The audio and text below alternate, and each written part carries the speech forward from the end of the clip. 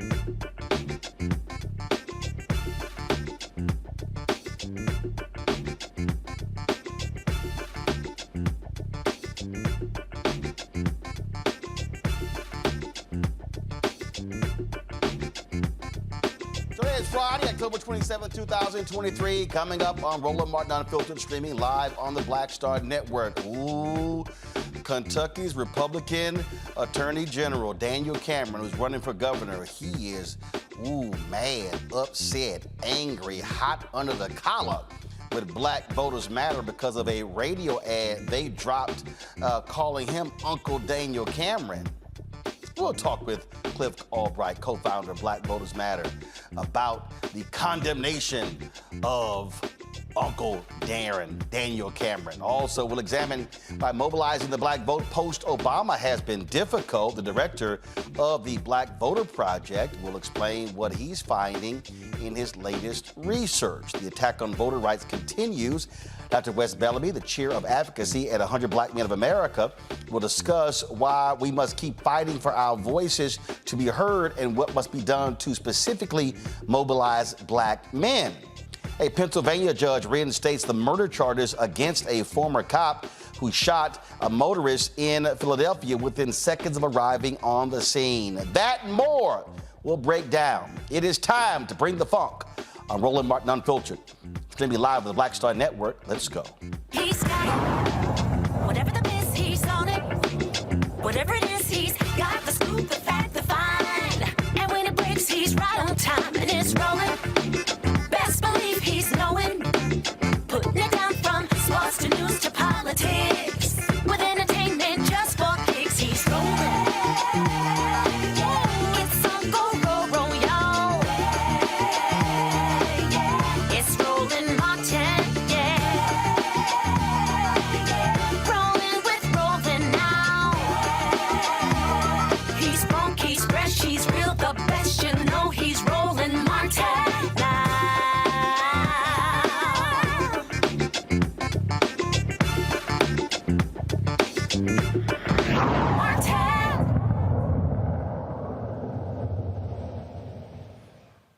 Daniel Cameron, the Attorney General of Kentucky, who is the Republican gubernatorial candidate, is not happy at all with Black Voters Matter because of this radio ad. What's up, Kentucky? It's election time, and all skin folks ain't kin folk. Over the past few years, we've taken to the streets to demand racial justice, to demand health care, and the right to make decisions about our body. And now Uncle Daniel Cameron is threatening to take us backwards. The same man who refused to seek justice for Breonna Taylor now wants to run our whole state. We can't let that happen. We won't let that happen. On November 7th, vote Andy Beshear for governor. Paid for by Black Voters Matter Action PAC, which is responsible for the content of the... Lord. Well, Daniel dropped this tweet here. Go ahead and pull it up. For years, I've been called every racist name in the book for supporting President Trump and conservative values. Andy Beshear always looks the other way and remains silent even today. He upset, y'all. Joining me now from Atlanta is Cliff Albright, the co-founder of Black Voters Matter. They dropped that ad. First of all, they're calling y'all Soros back. That's always the phrase they use to try to tie anyone to George Soros, anything that he does.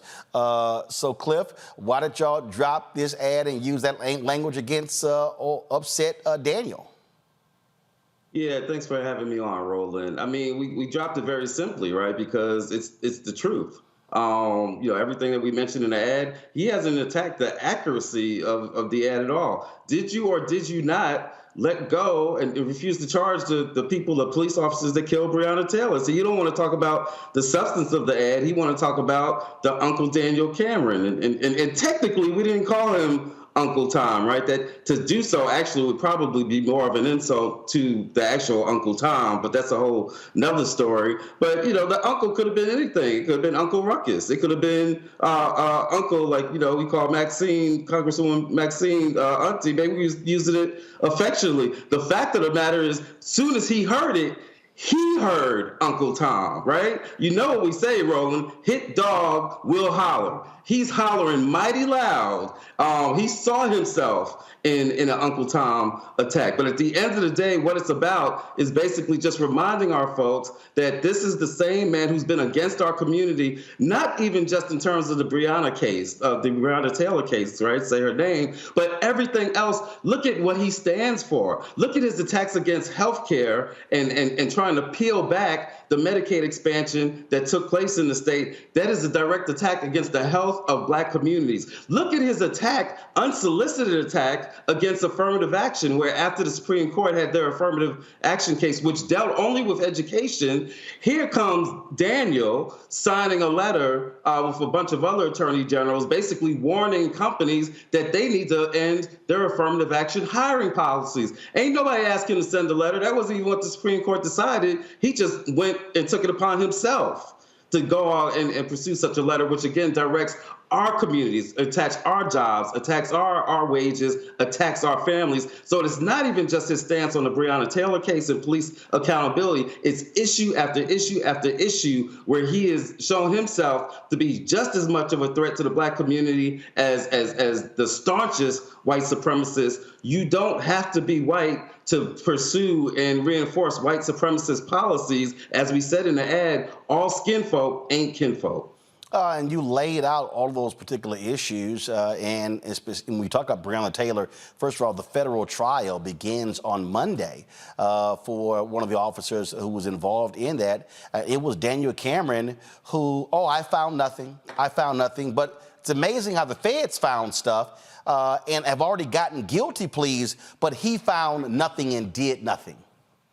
Right, and he hides around, you know, in every interview, anytime he's asked about it, he'll say, well, all I can do is uphold the law and follow the law, and, you know, my hands were tied, you know, there was nothing I can do. And we know that that's not true. We know that that is gaslighting to the highest degree. We know that there are all types of violations that could have been filed, just as the Department of Justice is currently doing so against those who killed Breonna, who murdered Breonna. He could have done that. Other attorney generals were able to do the same.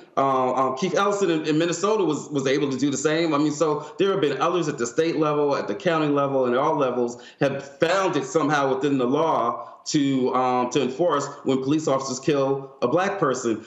To say that there was nothing he could do is basically, he's repeating Judge Taney's line from the Dred Scott case, where he's basically saying that a Black man or woman sitting in her own apartment, sleeping in her own apartment, has no rights which a white man or a white police officer is bound to respect. Again, when we have an attorney general and a candidate for governor that takes that kind of a position, that is a threat to our entire community. And we say it again, all skin folk ain't kinfolk. When we talk, and again, I think what you have here is you have Cameron not wanting to tick off police unions, wanting to kiss up to them, and that's what you're dealing with here. Exactly. I mean, he's cast his lot. Look, he decided a long time ago which team he was going to be on, and whether that's the side of the police unions or whether that's the side of Mitch McConnell. I mean, he takes some amount of pride, and Mitch McConnell takes some amount of pride in calling him like one of his proteges, right? And so, he's picked his side, and his side is very much the side of anti-blackness. His side is very much the side that's against our safety, that's against our health, that's against our economic well-being, that's against our education, that's against our maternal health. On all these issues, he's picked the wrong side. And I mean, look, and this is a perfect example of, we use the phrase, all skin folk ain't kinfolk. The reality is the white Democratic governor of Kentucky has made it clear he restored the voting rights of formerly incarcerated. He has been clear where he stands on Medicaid expansion, which impacts African Americans. He's made it clear where he stands on voting rights. Here's a perfect example of a white Democrat who, frankly, is aligned more with black voters than black Daniel Cameron, Republican. Exactly. And that's why we always say, you know it, Roland, we always say that, we're all about us, right? The back of our shirts say it's about us. We focus on our issues. It's not about glorifying any particular candidate, and nor is it about demonizing another candidate, even a candidate that we don't like or may disagree with, right? But it's about what are the issues that different candidates stand for. And at the end of the day, Andy Beshear is head and shoulders just in a different league when it comes to, his position on issues that are of concern to our community, whether it's restoration of voting rights or voting rights even more writ large, or whether it's police accountability, or whether it's health care or reproductive justice. On all these issues, issues that impact our community, there is a fundamental difference. And so any day, it's funny because people think that, people like to accuse us of, Roland, they say, oh, you only voted for Obama for 90-something% because he's black, and y'all are just all about race, and that's racist. And then when we come out an ad criticizing a black candidate, they say, oh, that's racist. Well, which one is it? Are we always guided by race and we'll vote for anybody black no matter what? Or is it that, in fact, that we are actually guided by the stances on our issues? And if Andy Beshear or any other white Democrat is going to be better on the issues than a black Republican on our issues, then we're always going to fall on the side of our issues at the end of the day.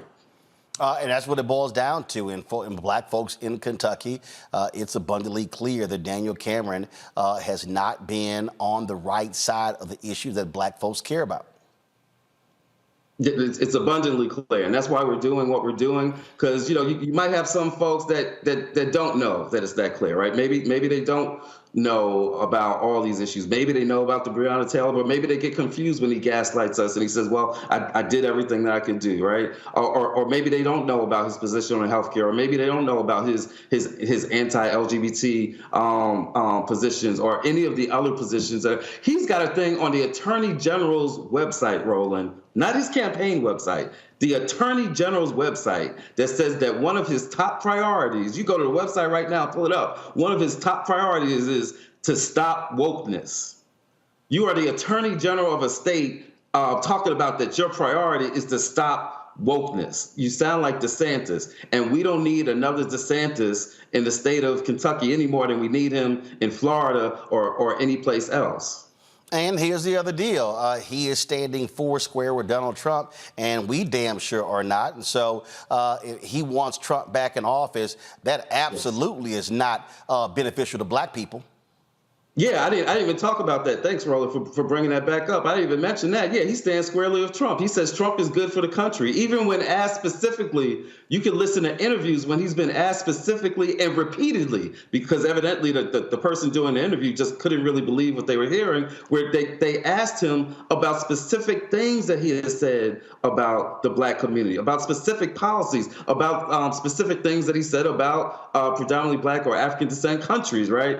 And every case, all Cameron would fall back on is, I believe he's best for us. I believe his values are best for us. Like, why he would use Donald Trump and values in the same sentence, I don't even understand that. And so at the end of the day, no, we don't need somebody who even now, knowing all that we know about not just his horrible policies as a twice impeached president, but knowing all we know about the insurrection, about the coup that he tried to do, even now, knowing all this, he still stands squarely with him. He is a threat not just to our community, he's a threat to this entire country. We cannot have him. It's bad enough that he's in the attorney general position. We definitely can't have him in the governor's mansion, not in any state. Not only that, I mean, I'm sitting here and I'm going on his website, and and these are sort of the broad. Go to my iPad, please. He's got better schools. Come on, guys. Come on, let's go. Better schools, strong economy. And then look at them. Work requirements for welfare. First of all, we already have those things. Get income tax to zero. Well, then how are you going to pay for stuff in the state? Then he's got safe streets, and then that's it. Like that's it. That's all. So right. Safe streets, strong economy, better schools. That's y'all. That's all that's on the website. Ain't nothing else. That's right. That's kind of limiting. Right. It's very limiting, and it's the traditional. It sounds like Mitch McConnell, right? It sounds like a little Mitch McConnell clone. You want zero income taxes, which is basically what Mitch did, and the Republicans did with that big tax break that they gave to the wealthiest in the country. When they say that they want a tax break, they're not talking about regular folk. They're not talking about our folks that are struggling every day. They're talking about their friends, the big wealthy people, right? The big elite. And giving them a tax cut, which then does what? It puts all the rest of us in even more economic stress, right? And so you look at that website, and those things that he has on there are the usual thing. We want to give our friends a tax cut.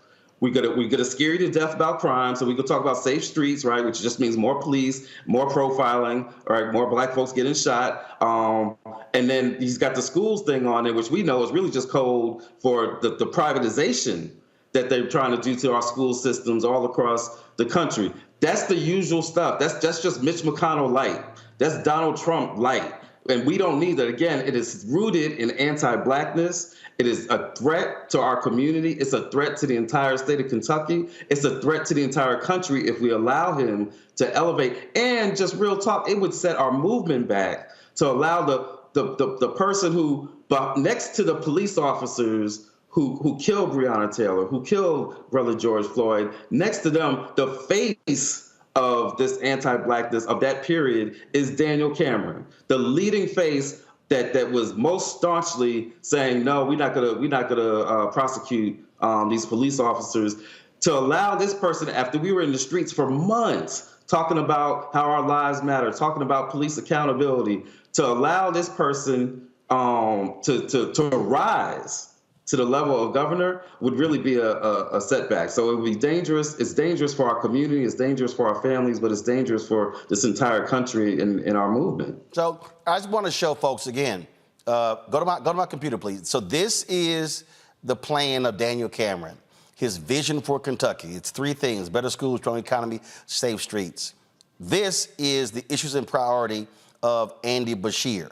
Early learning and child care, fiscal responsibility and transparency, jobs and economic development, expanding high-speed internet infrastructure, boosting Kentucky's signature industries, expanding access and reliability of clean drinking water, expanding healthcare access and affordability, prioritizing public education, public safety, fighting inflation, investing in higher education and workforce development, rebuilding Kentucky after disaster, supporting our military, revitalizing Appalachian Kentucky and leadership of the Appalachian Regional Commission, supporting seniors and the most vulnerable, protecting Kentucky families, dealing with the opioid addiction, promoting Kentucky values and the golden rule, protecting your rights.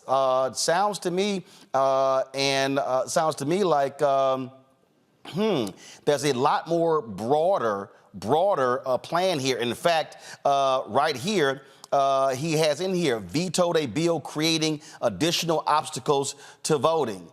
Daniel Cameron, he sided with that particular bill.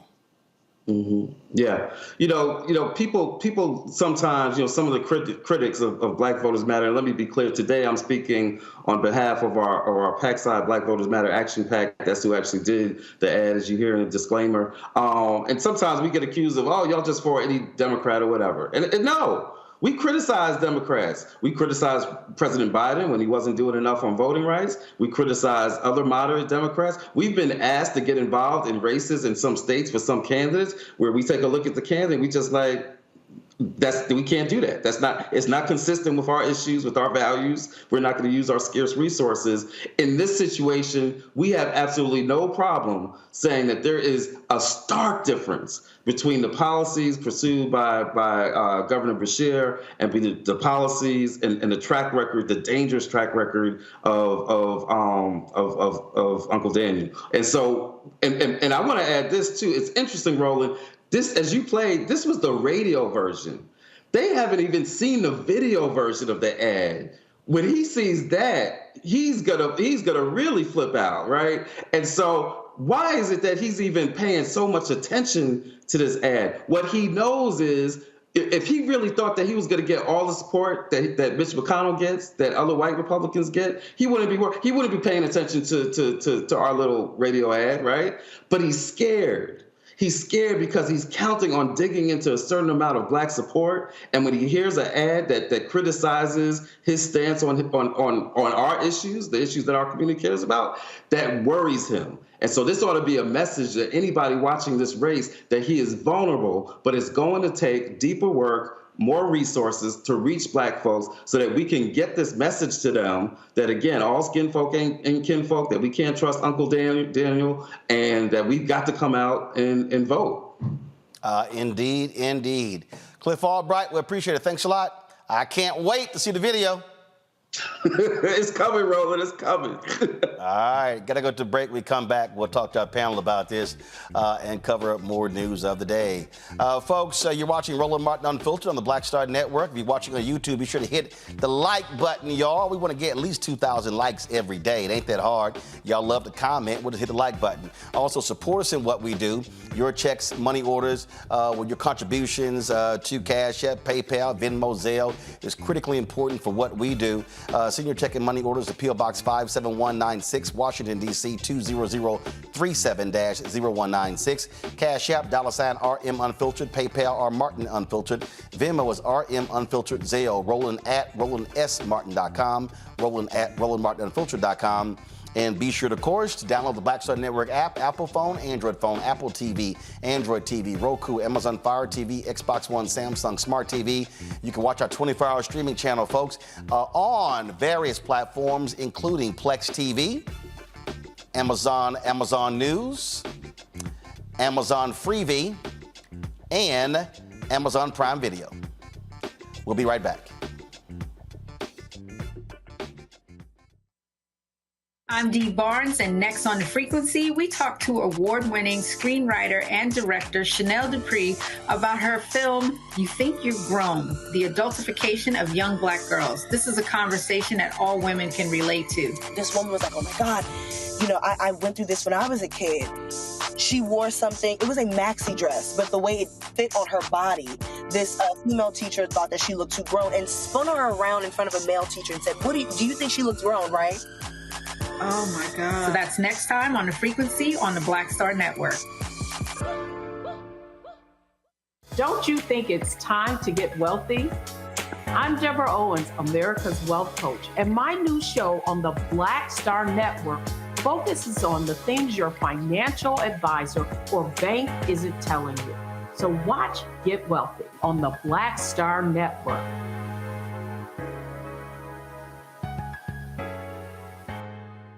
When you talk about Blackness and what happens in Black culture, we're about covering these things that matter to us, speaking to our issues and concerns. This is a genuine people-powered movement. There's a lot of stuff that we're not getting. You get it, and you spread the word. We wish to plead our own cause too long have others spoken for us. We cannot tell our own story if we can't pay for it. This is about covering us. Invest in Black-owned media. Your dollars matter.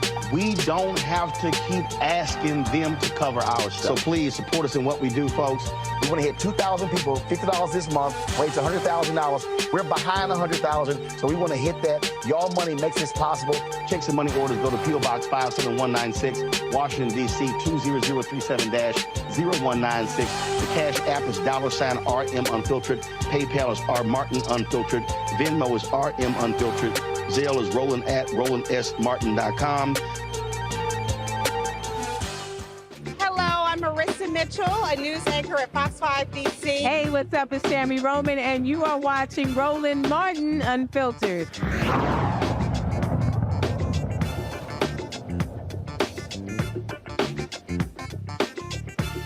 All right, folks, Michael Imhotep is the host of African History Network show out of Detroit. Also, Matt Manning, civil rights attorney out of Corpus Christi, Texas. Dr. Amakongo Dibinga Sr., professorial lecturer, School of International Service, American University out of D.C. I'll start with you, Amakongo. Boy, Daniel Cameron, he is not happy at all.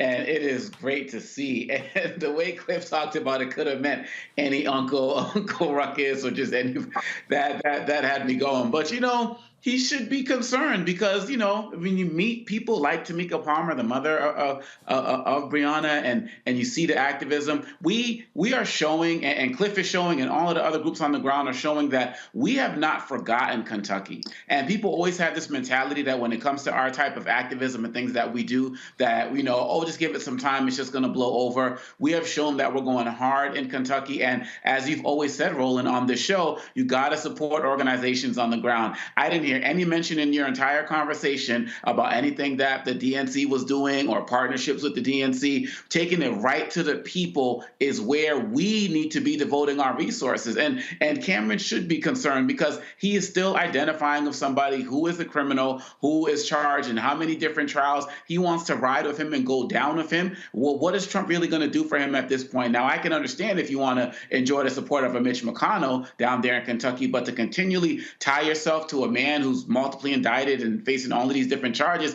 it's a losing battle. But also what we are doing on the ground is going to be more important than anything they can do, because I really feel like Kentucky, especially with Beshear running for re-election, he's not some random candidate, and looking at that website and just showing a difference in policies, it puts us in really solid footing. And so I'm optimistic, but I'm optimistic because of what people like Cliff and all of the other organizations are doing, more so than I am in what the DNC or Biden are doing to help us get Beshear reelected. I mean, Michael, Cliff is correct. They didn't actually say in the promo he was an Uncle Tom. They just simply said Uncle Daniel. Right. Yeah, it's a number of things here. No, they didn't say Uncle Tom, and Uncle Tom would be the incorrect word. That was actually Josiah Henson, who was a freedom fighter for Black people. Sambo would be the correct term for Daniel Cameron if they wanted to use that term, but they decided not to. I listened to the ad.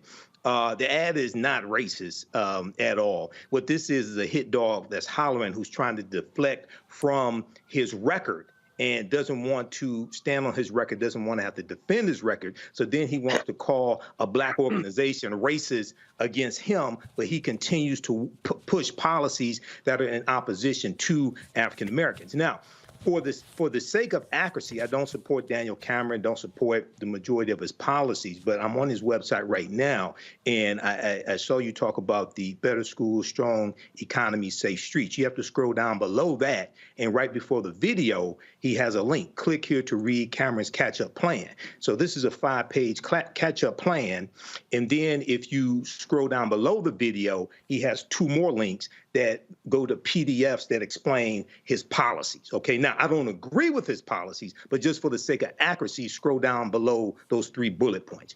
And then the other thing is, and now I've been on his website, looking at his website. The other thing, and I don't know how deep you want to get into this, Roland, but he has his wife on the website as well. And it says, meet Mackenzie. And then it talks about moms for Daniel Cameron, things like this as well. And, it's obvious he's married to a white woman too. Okay, so once again, Now she's on the website. They're talking about Meet McKinsey. They're talking about Moms from McKinsey, things like this. So when you have anti-Black behavior and an anti-Black mentality, and you support policies that are against African Americans, that can spread to numerous aspects of your life. And we unfortunately see this manifest here. Hopefully he's defeated. First, again, I don't give a damn who he's married to. I don't give a damn who he's married to. That's irrelevant to me. What I'm looking at is, and yeah, you could talk about clicking even further, but the reality is, I did click, and he only got three issues on here. That's all he's got. Okay, you can go down below. I clicked through it, and the bottom line. Yeah, he's still got 3. Okay, in education, he got sub-points under education, but that's it. At the end of the day, what he's doing, Matt, is a typical Republican bumper sticker campaign. And that's what it boils down to. And so I keep the focus on him, not his wife. That's irrelevant to me. I'm looking at where he stands on issues that Black people care about. And the reality is, on the issues, Andy Beshear is better on the issues that Black folks care about than Daniel Cameron. Absolutely. And the problem here is the same kind of cognitive dissonance that we see all the time, where particularly Black conservatives try to play it both ways, right? Meaning they try to say, I'm Black, so when it comes to us and it's advantageous for me to be Black and play this Black role, I try to have whatever proximity to Blackness I can. But the rest of the time, I want you to recognize me as the one that got away from the plantation. We hear that kind of rhetoric all the time, where Black conservatives are trying to make it exceedingly clear that they're not a part of whatever they believe are Black issues or issues that are seen to be not, consonant with the conservative ideal. And that's exactly what Daniel Cameron has done. And I like that this ad has been advanced the way that it has, because a lot of times, like Cliff said, I think masterfully, Black people get accused of being monolithic, right? Accused of not being discerning in choosing their political representatives and looking at the actual issues rather than looking at the person's skin. And this is a good example of saying you are not actually with us. No matter how you might try to do the song and dance where you think it helps you to be aligned with us, you choose against us all the time. And that's inherent in his policies. So I think that comparison of the policies is important. And I think that, it is not only a bumper sticker campaign, but even the idea of, quote, trying to stop wokeness. One of the problems I see with Cameron and a lot of other politicians is that they're really involved in things that should have no bearing on what their job is. If you're the attorney general or potentially the governor, there are certain spheres of influence you should have that don't necessarily concern certain social issues. But where you do have the influence, i.e. you're the attorney general, and you can't find the evidence in your investigation that other law enforcement agencies have, then we have to ask why. And that's because you're acting in conformity with the ideology that is getting you where you want to go. And the reality with Black conservatives is they very often play that tokenism role, and where it's helpful to them, they play it up. So you can't be surprised that on the back end, we call you out for you not being who you claim to be, and that's one of us, because we see how you act. And that is demonstrative of who you truly are. Yep. And what you do is not what you say. That's what it boils down to. All right, hold tight 1 second. We come back. We're going to talk about, again, recent polls that show where Black voters are. We're seeing polling data shows that African Americans less identifying as Democrats, not actually new information. That's been the case really the last several election cycles. But really, what is going to need to happen to turn Black folks out in significant ways in next year's election? We'll discuss that coming up next. You're watching Roland Martin Unfiltered right here on the Black Star Network. Next on the Black Table with me, Craig Carr. Immigrants lured off Texas streets and shipped to places like Martha's Vineyard and Washington, D.C. Believe it or not, we've seen it all before. You people in the North, you're so sympathetic to Black people, you take them. 60 years ago, they called it the reverse freedom rides. Back then, Southern governors shipped Black people north with the false promise of jobs and a better life. It's a part of a well-known playbook being brought back to life. So what's next? That's next on the Black Table, a conversation with Dr. Gerald Horne about this issue of the reverse freedom rides, right here on the Black Star Network. hatred on the streets. A horrific scene, a white nationalist rally that descended into deadly violence. White people are losing their damn minds.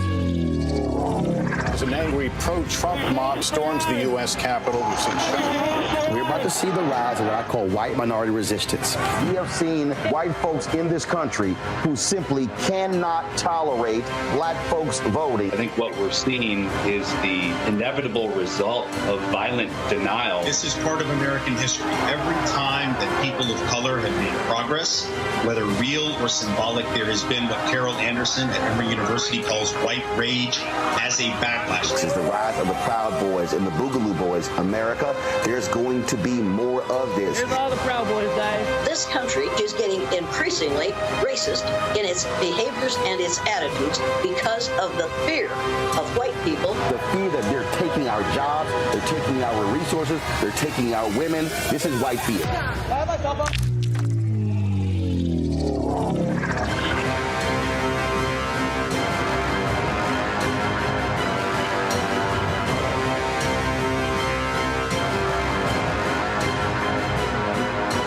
Yo, it's your man Deion Cole from Blackish, and you watch Roland Martin, Unfiltered.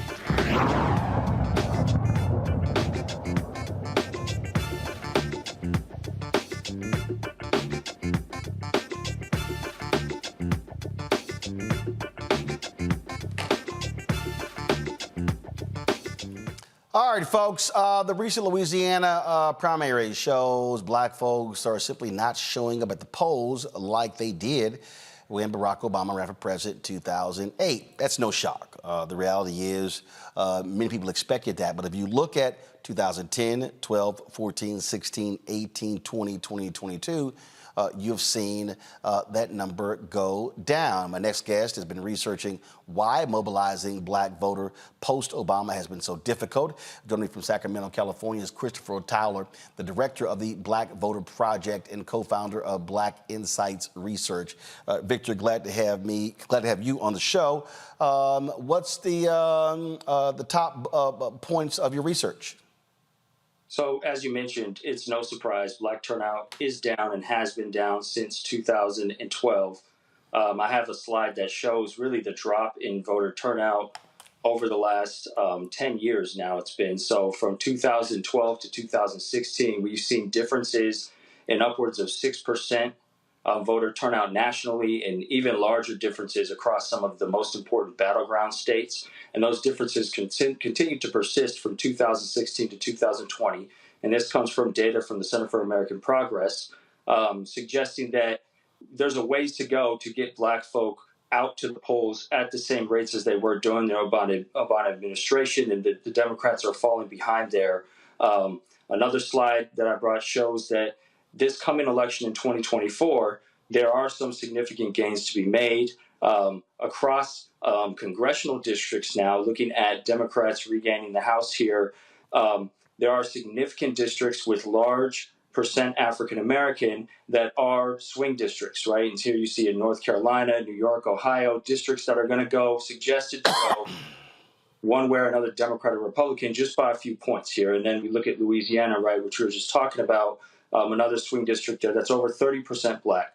So there's a lot that can be done, but the Democrats really aren't doing what needs to be done or haven't in the last decade or so. The research that I've conducted is looking at ways to get Democrats out to the polls, one of which being to really identify the threats to democracy, the threats to racial progress. In this case, it's going to be Donald Trump. It's going to be the MAGA Republicans. It might even be some of these institutions that have now seemed to turn against racial progress in the black community, specifically the Supreme Court, possibly even police, institutions of law enforcement.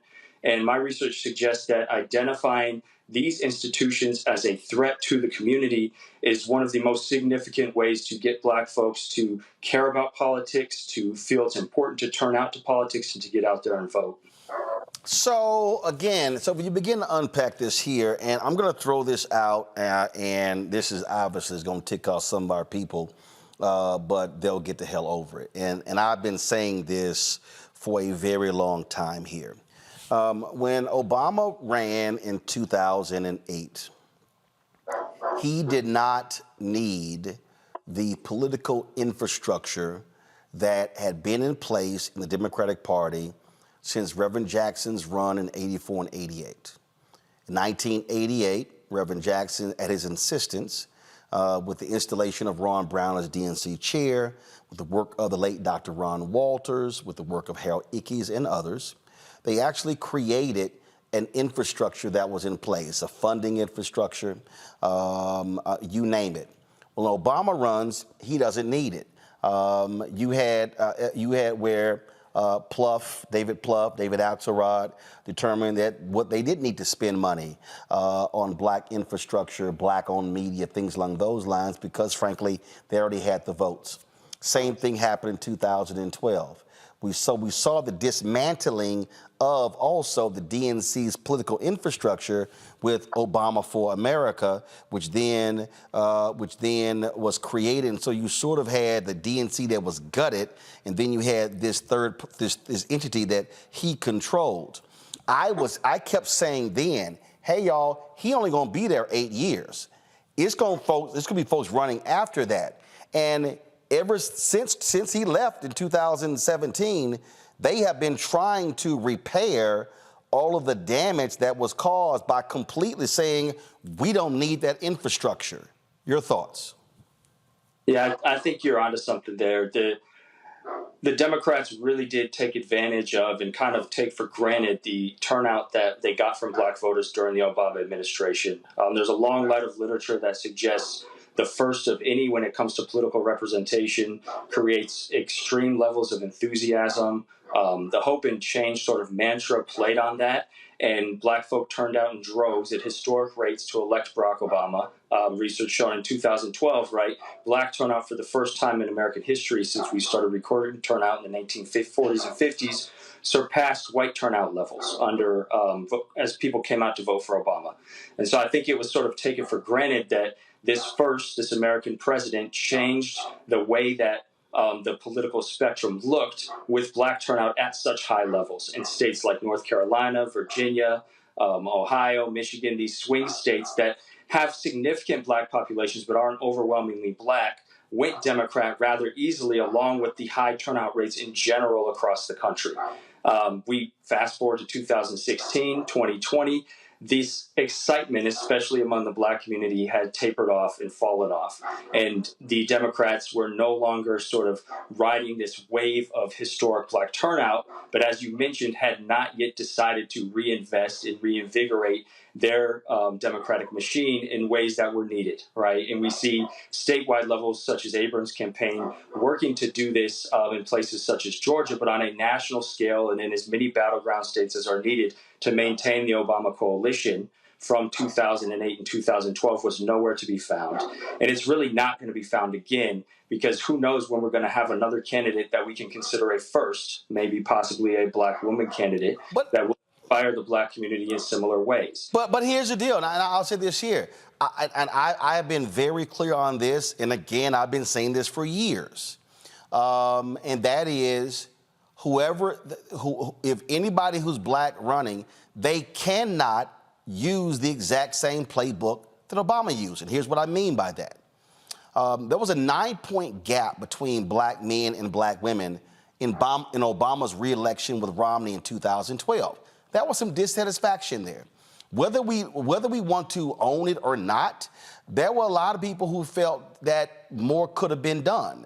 And so part of the issue that Democrats have that black candidates are going to have to deal with, and again, I believe that Senator Cory Booker and Senator Kamala Harris tried to use the Obama playbook when they ran for president in 2020. That sucker didn't work. It didn't work. And so guess what? It's been used one time. It ain't going to work again.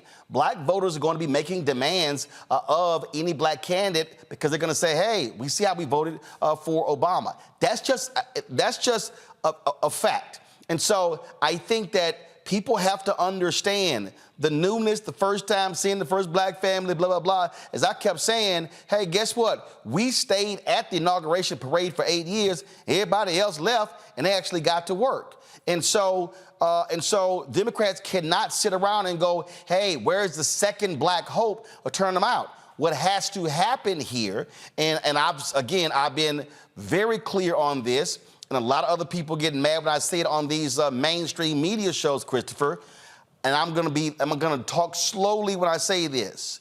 The fundamental problem with the Democratic Party today is white media consultants refuse to listen to black people, listen to black consultants, listen to black pollsters, refuse to put the resources in those places early, and then they expect black people to come save their asses come mid to late October.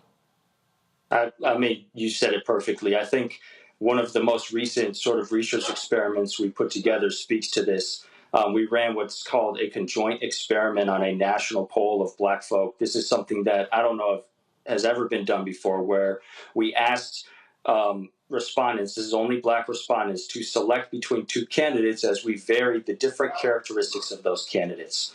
And so if the last slide, I brought some slides, the last slide could be put up. What we found is that of those candidates, here are sort of the characteristics that were shown to be the most important when it came to selecting a candidate for black respondents on a national poll, right?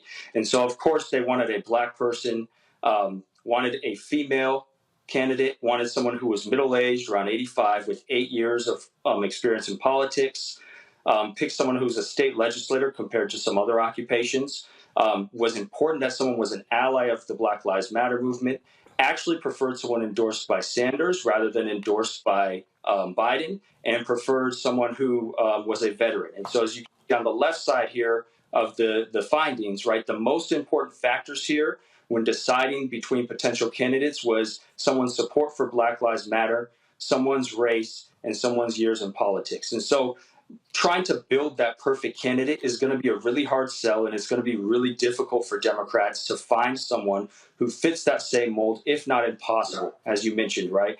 And so I'm really encouraging through my research other ways to look at turning black folk out. And one of the most important factors, aside from sort of this Obama factor, this great hope factor, is actually threat, and looking at how perceptions of threat can push people to the polls in lieu of this sort of magical candidate that creates the same inspiration that we saw once during the Obama administration. Well, first of all, the data of Terrence Woodbury, the pollster, actually bolsters that in terms of what he says is that when they run their focus groups, when black people are told that your vote can make the difference between winning and losing, that it actually works. His data also says that there are certain phrases you cannot use for younger black voters today. When a younger black voter hears voter suppression, they automatically go back to the 1960s. That's what they think. He said, but when you are specific by saying they are trying to shut down our early voting locations, they're trying to get rid of ballot drop boxes, they're trying to stop us from voting absentee balloting, he said that resonates much differently. But I want to stay on this whole point about the white consultants because we have experience with that. We have experience when we tried to put in our plans in 2016, 2020, and the white consultants wanted to give us a pittance of the money. And in fact, what happened in 2020, as opposed to giving us advertising money in the Warnock and Ossoff runoff, this is the DSCC, controlled by Senator Chuck Schumer, they actually gave us money from the celebrity influencer budget. And so we were like, I'm sorry. And other African Americans said, wait a minute, Roland has a media company. This is a media company. This is not a celebrity influencer. But what happens, if people need to understand the nuts and bolts, those white consultants, especially the media people, they make their money off of TV buys.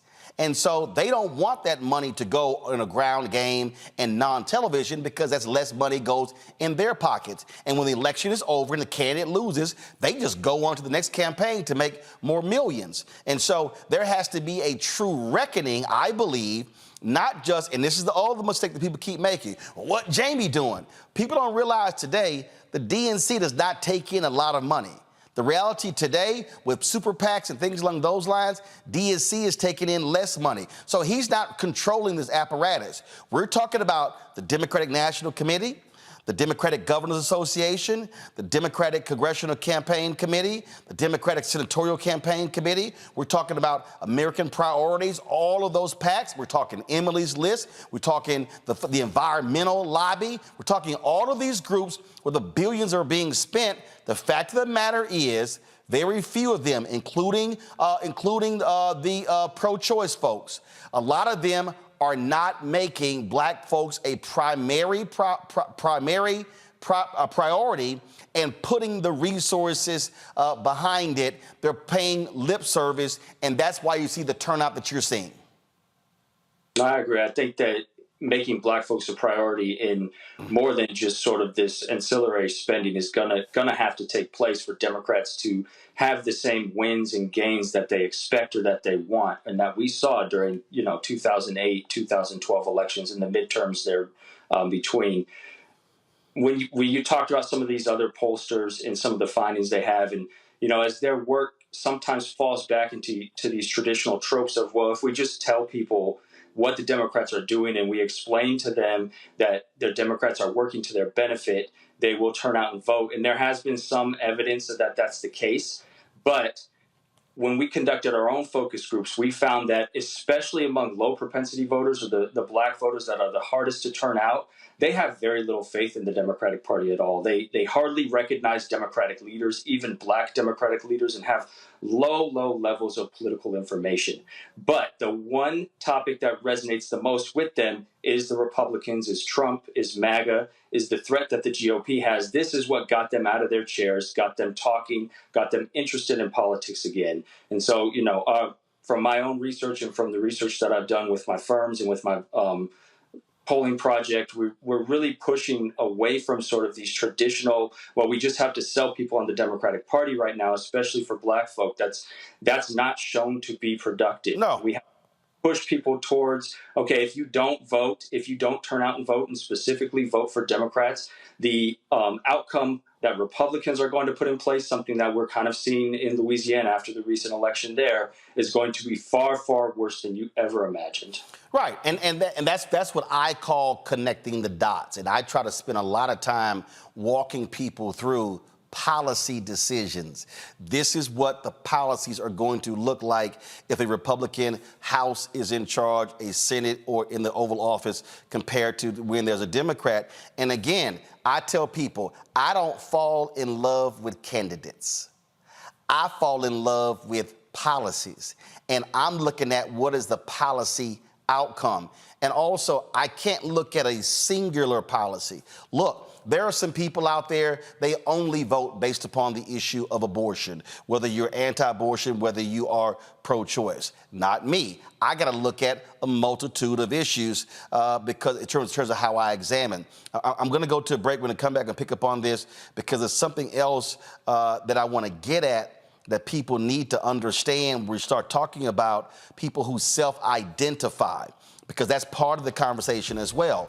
There are a lot of black people, especially younger black people, 50 and under, really, especially 45 and under, who are not self-identifying as Democrat. And so what must Democrats do? They got to change how they target black voters, and that one size fit all, that sucker don't work anymore. So we'll discuss that next right here on Roland Martin Unfiltered on the Black Star Network. Hi, I'm Dr. Jackie Hood Martin, and I have a question for you. Ever feel as if your life is teetering and the weight and pressure of the world is consistently on your shoulders? Well, let me tell you, living a balanced life isn't easy. Join me each Tuesday on Black Star Network for a Balanced Life with Dr. Jackie. We'll laugh together, cry together, pull ourselves together, and cheer each other on. So join me for new shows each Tuesday on Black Star Network, A Balanced Life with Dr. Jackie.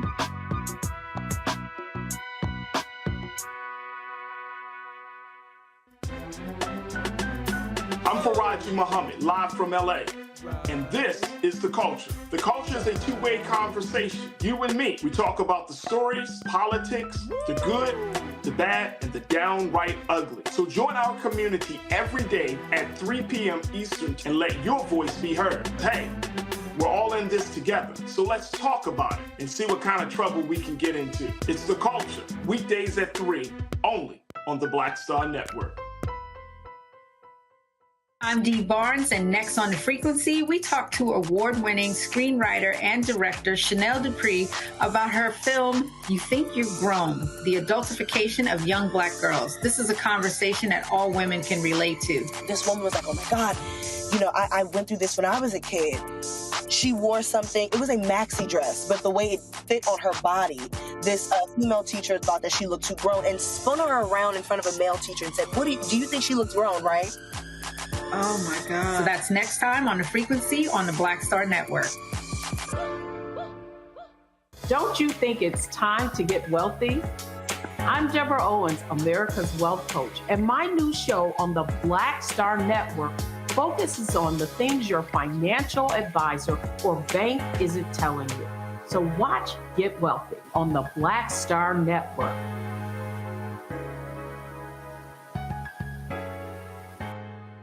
Hello, I'm Paula J. Parker. Truly proud on the Proud Family, Louder and Prouder on Disney+. And you're watching Roland Martin, Unfiltered.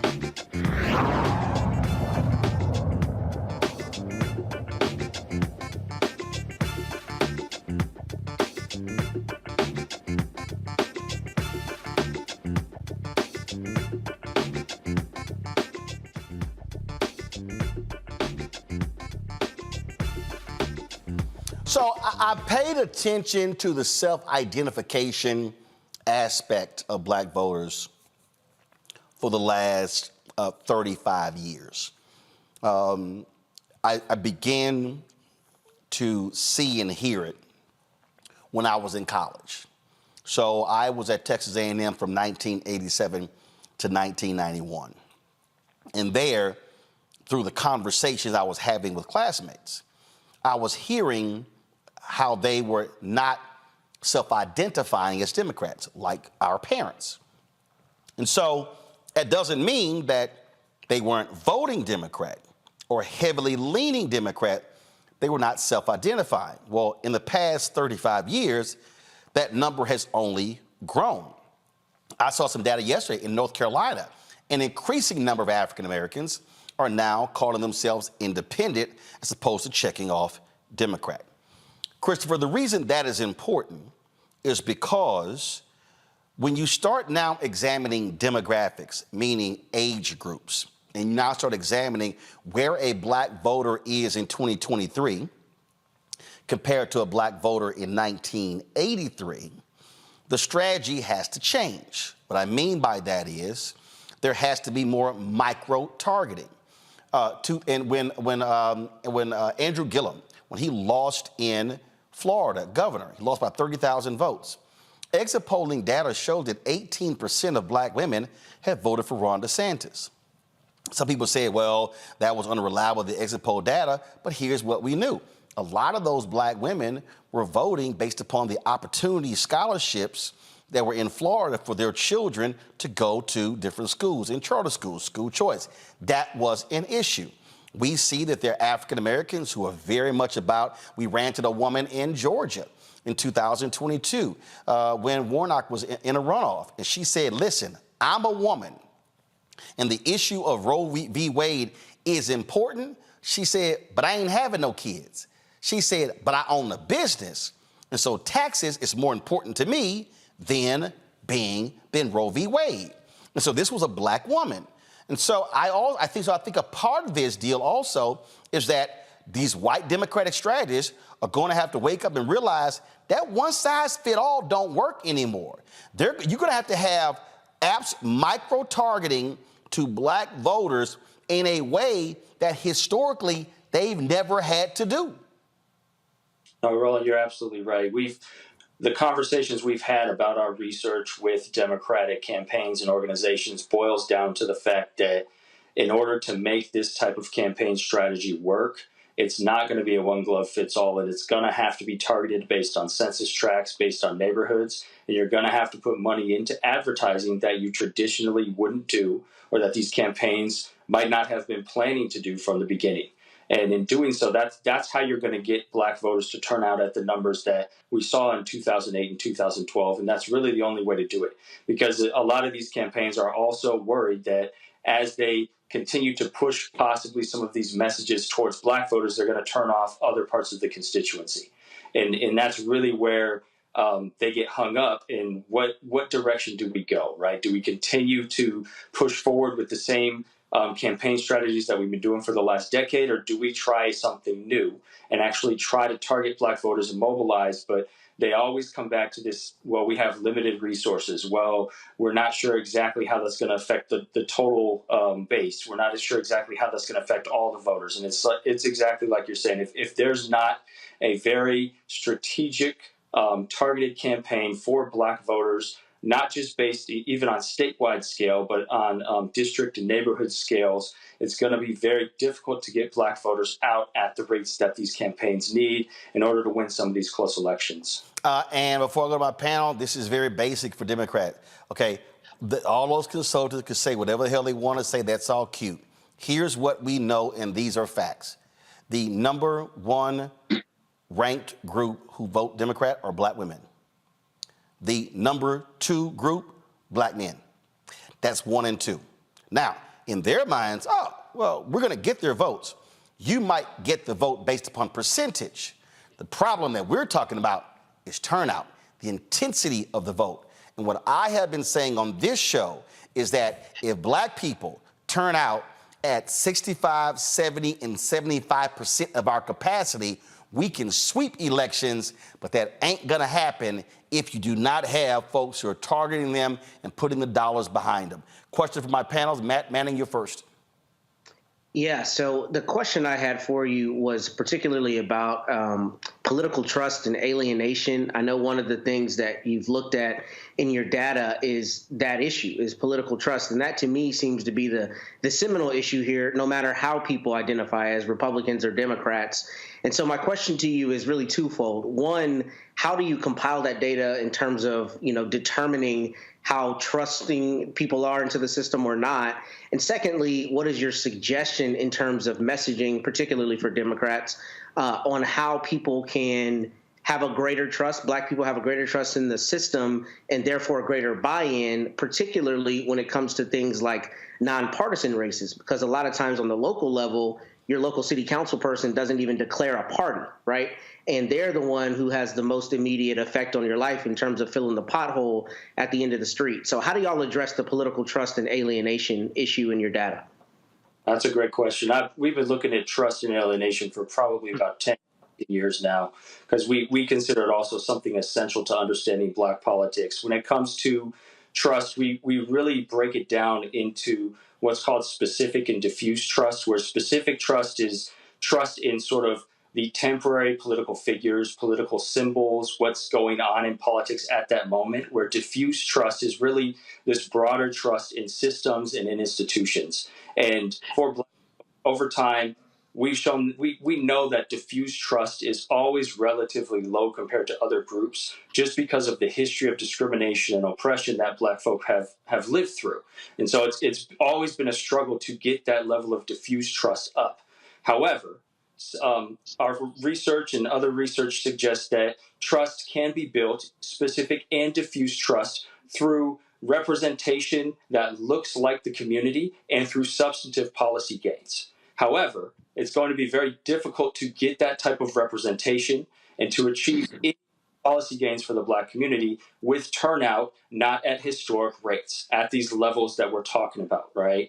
And so that's why we continue to push forward. Well, if long-term we really want to build trust, we have to understand that there needs to be a very committed campaign to turning out black voters that's looking at new and unique strategies to do so, especially after the Obama era, because the only way that we're going to regain this trust in the system and sort of rebuild allegiance to a system that many black folks see as oppositional is by showing them that they can win races, they can be represented by people that they believe in, that they look like, and those people can then turn around and pass policy, create legislation that substantively benefits them in the long haul.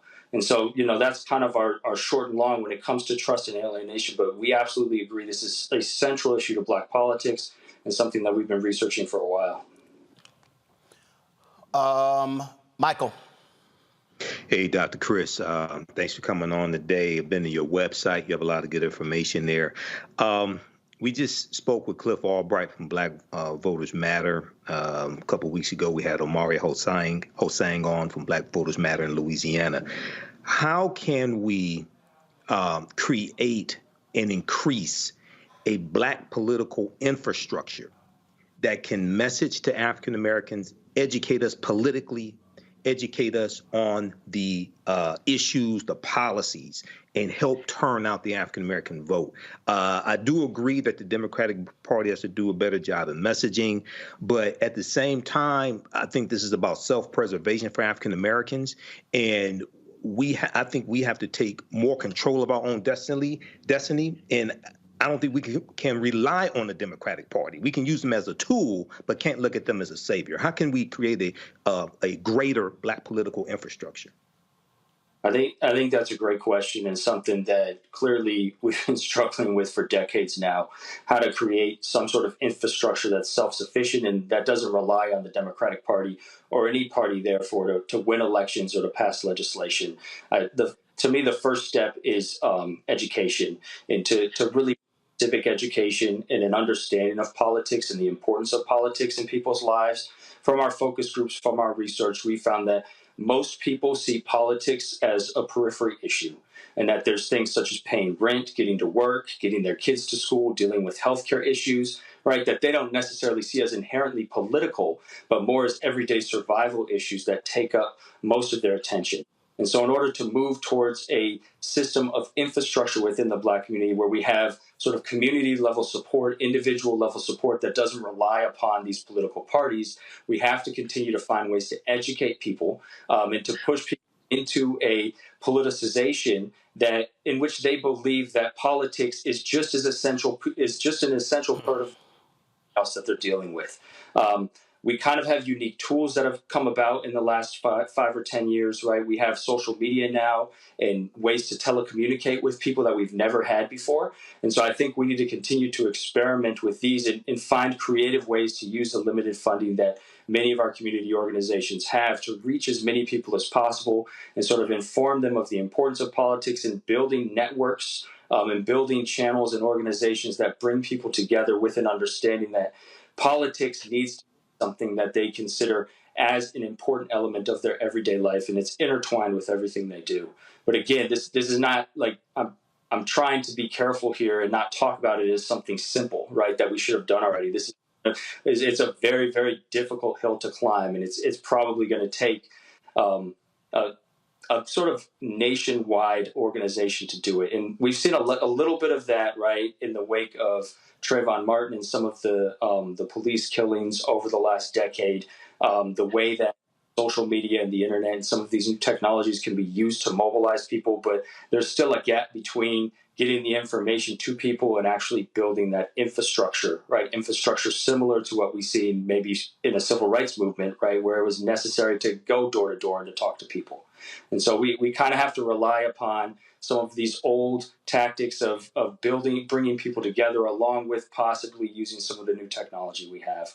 But again, it's a really great question and another tough answer, right? None of these are easy questions. Well, before I go to Omakongo, I'm going to speak to that, and this is what is going to have to take. It is, and again, let me be very clear. We're going to have to sit here, and we're going to go back to the other shot. We're going to have to sit here and be very clear. We have to actually put a number to it and get Black folks to understand that this shit ain't free. Let me say it. Let me say this again for all the folk who are watching, listening. The shit ain't free. The work ain't free. And so the work that Christopher's doing, the work that Cliff Albright and Black Voters Matter and Latasha Brown, the work that Georgia Stand Up, all these different groups, the work that this stuff ain't free.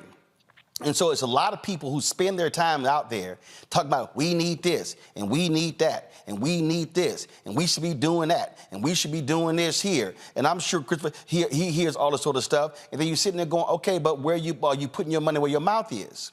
And so that is what it takes. I have said to folks on this show, hey, stop sending money to candidates and the parties and sending to third-party groups, because you know the money's going to get on the ground what is actually needed. Because I'm going to say it again, and this is the problem. And we're going to talk about it in our next segment. Christopher, you know this here. These white consultants, they want to dump everything on television. Bring up Christopher, y'all. Come on, please. They want to dump everything on television. They want to keep putting everything on television, and it reaches a point where you have total saturation. And the reality is people are like, man, turn that crap off. Turn it off, turn it off. You have to put money on the ground. You have to look at the numbers and then go, okay, and as your research shows, okay, in this particular state, in this region of the state, inside of this region of the state, this is what this city and town did. And now that I'm breaking down the city and town, now I'm breaking down the precincts in that city and town. So now it's, oh, okay, this precinct here had 1,000 eligible voters, but only 120 actually voted.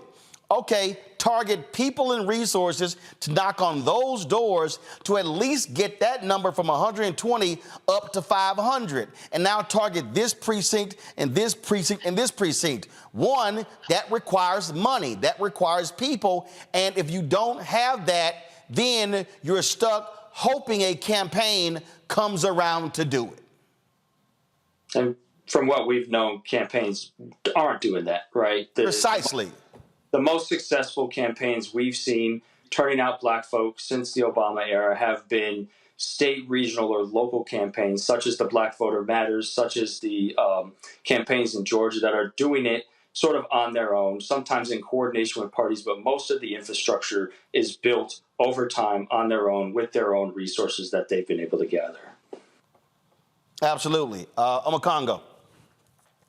Mr. Tyler, I was really interested in your slide showing the prototype in terms of what people were interested in. And given the fact that you have Black Lives Matter as the top priority for many people that you're speaking to, are you concerned that Democrats are going to be losing serious support, even more support from the black community as it relates to Biden's stance with Israel and Gaza? Because what I'm seeing is that many black people who are in support of Palestine, or at the very least are in support of a ceasefire, and I'm concerned, as I'm also seeing from like the Arab American community, they're saying that we're just getting lip service from the administration, and though we're never going to go vote for Trump, we're so angry with what's going on right now that we just might end up staying home. And that might be a concern for the black community as well. What are your thoughts on that?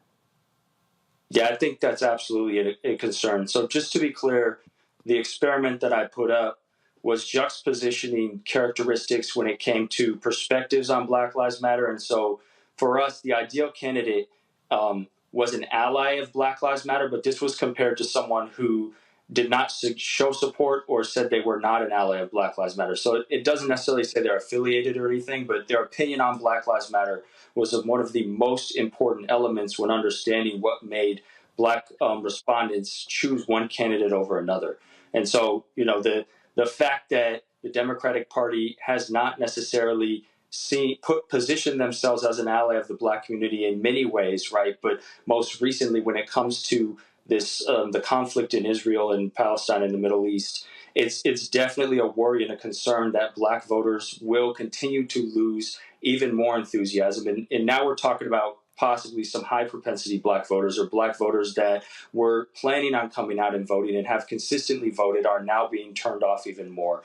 And there's absolutely a reason to believe that, you know, from our focus groups, black voters and low and high propensity black voters were already disillusioned with Democrats. They already didn't really see much in terms of policy returns from the party. They didn't recognize any individual changes in their lives since Biden had won in 2020.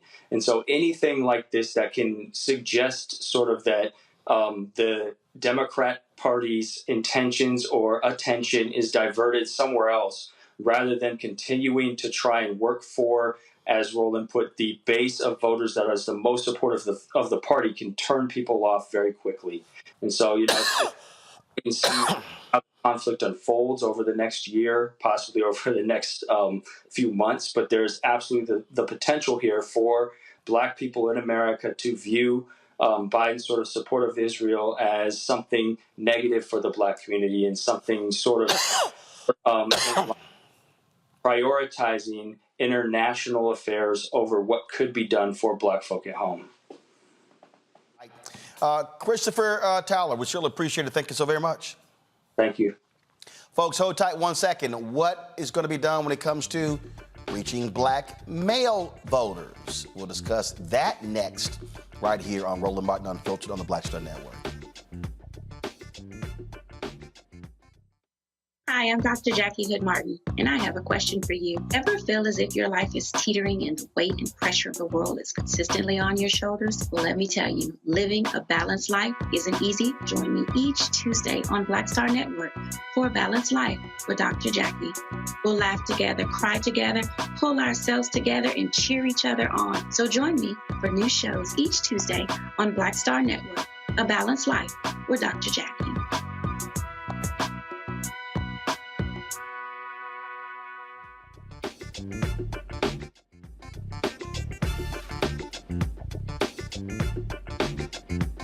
All right, folks. We try to kill that music, guys. Kill the music. Thank you. All right. Curl Prep Natural Hair Solutions. It's an amazing organic product, folks.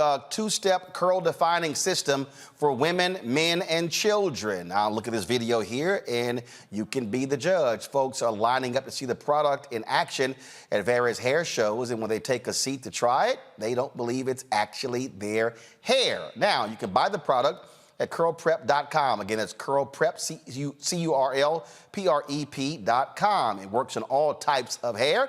Use the code ROLAND, lowercase letters, of course, to get a 20% discount. It's just simply 2 steps. They have sweet butter and sweet defining gel, both at curlprep.com. And of course, parents, you can remove the ouch. Y'all know what that's all about. You will love the system because you can comb the product through your child's hair with your fingers. Seasoned Saints, they also love the product, and the line has products that are great for twists, braids, locks, weaves, even those wigs and extensions. It's all at curlprep.com. Again, use the code ROLAND, lowercase letters, to get a 20% discount. You won't believe it's your hair.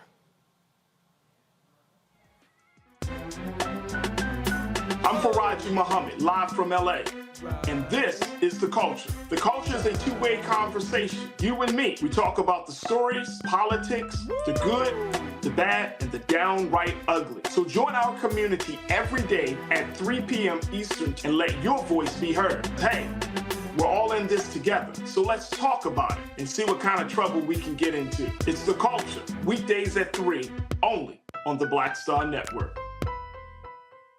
Me, Sherry Shepard, and you know what you're watching, Roland Martin Unfiltered. When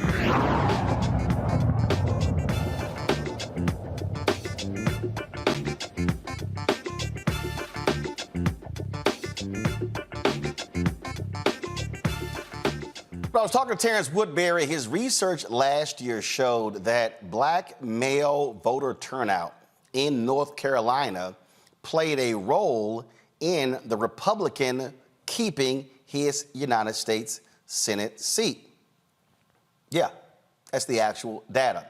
So part of the thing when you hear people talk about, oh, what's happening with Black male voters, is you have to understand this is not a national issue, but it also depends on critical states. We also heard the myth that Black men were not voting for Stacey Abrams. Well, after the election, the data was parsed, and that simply wasn't true. That was a fallacy that was being promoted, but it wasn't factual. So the question is, how do you also get Black men to, 1, register, 2, turn out, and then the question is, who do they vote for? Dr. Wes Bellamy is the Chair of Advocacy at 100 Black Men of America. He joins us from Charlottesville, Virginia. Wes, glad to have you here. Let's talk about that, because you heard me say earlier, you have to have different targeted strategies for different people.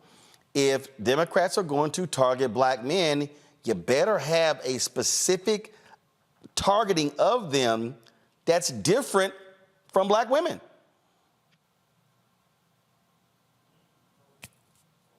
Wes. All right. Okay, Wes, I think your video froze there. We got your back. Go ahead. There we go. So, one, thanks so much for having me, good brother Roland. You are one of my favorite. Actually, tell Layla to stop calling, please. There you go. I think we unfroze. Go right ahead. Start again. I was saying thank you so much for having me, good brother. You're one of my favorite alphas, and that's where the compliments are going to end. But in all seriousness, I appreciate you having us on today. So you're absolutely right. Specifically, when you look at the 100 Black Men of America, some of the initiatives in which we're pushing, we're unveiling our Real Men Vote 2.0 campaign, in which across our 107 chapters across the country, we are looking to register every single brother that is in the 100 Black Men of America to vote. That's over 10,000 members who we are incentivizing them to be registered to vote, but then also we're kicking off a 30-city tour, if you will, town halls, talking about the importance of brothers getting out the vote and then being educated on the issues within their localities in terms of who they should be voting for and what they should be looking for when it comes to casting their ballot.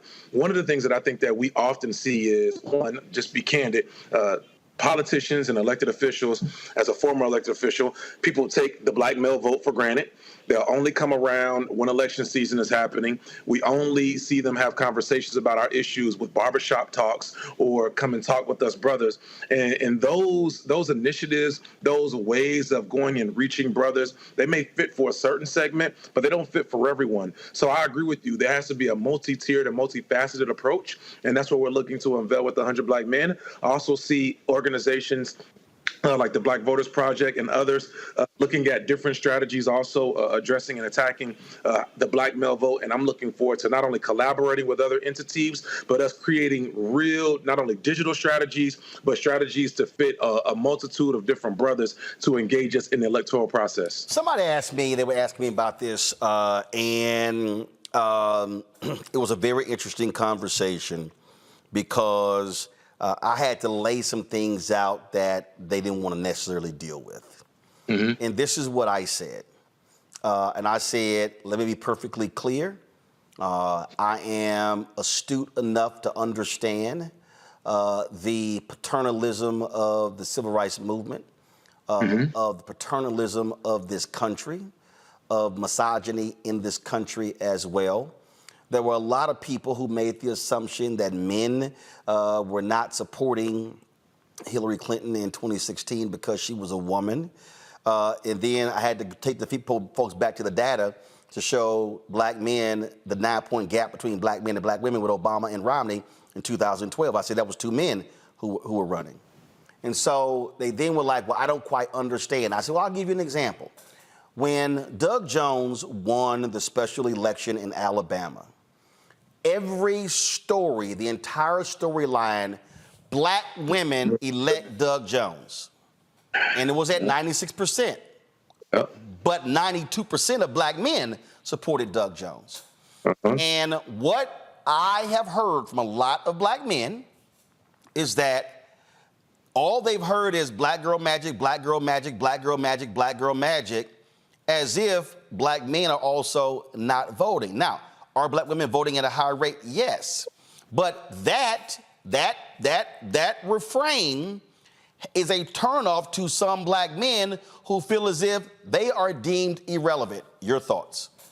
No, I would agree with you wholeheartedly, but I also would encourage our brothers to understand that we can't have our feelings hurt so easily when it comes to who's quote unquote getting the credit for saving the democracy. We have to do what we have to do regardless of who's being lauded for your voting here or the higher percentage turnout. But I also would encourage Democratic pundits, Democratic analysts and so forth to put more resources into ensuring that Black males, one, are not only registered to vote, but also that they feel appreciated in their vote. So, I mean, 2 things can be true.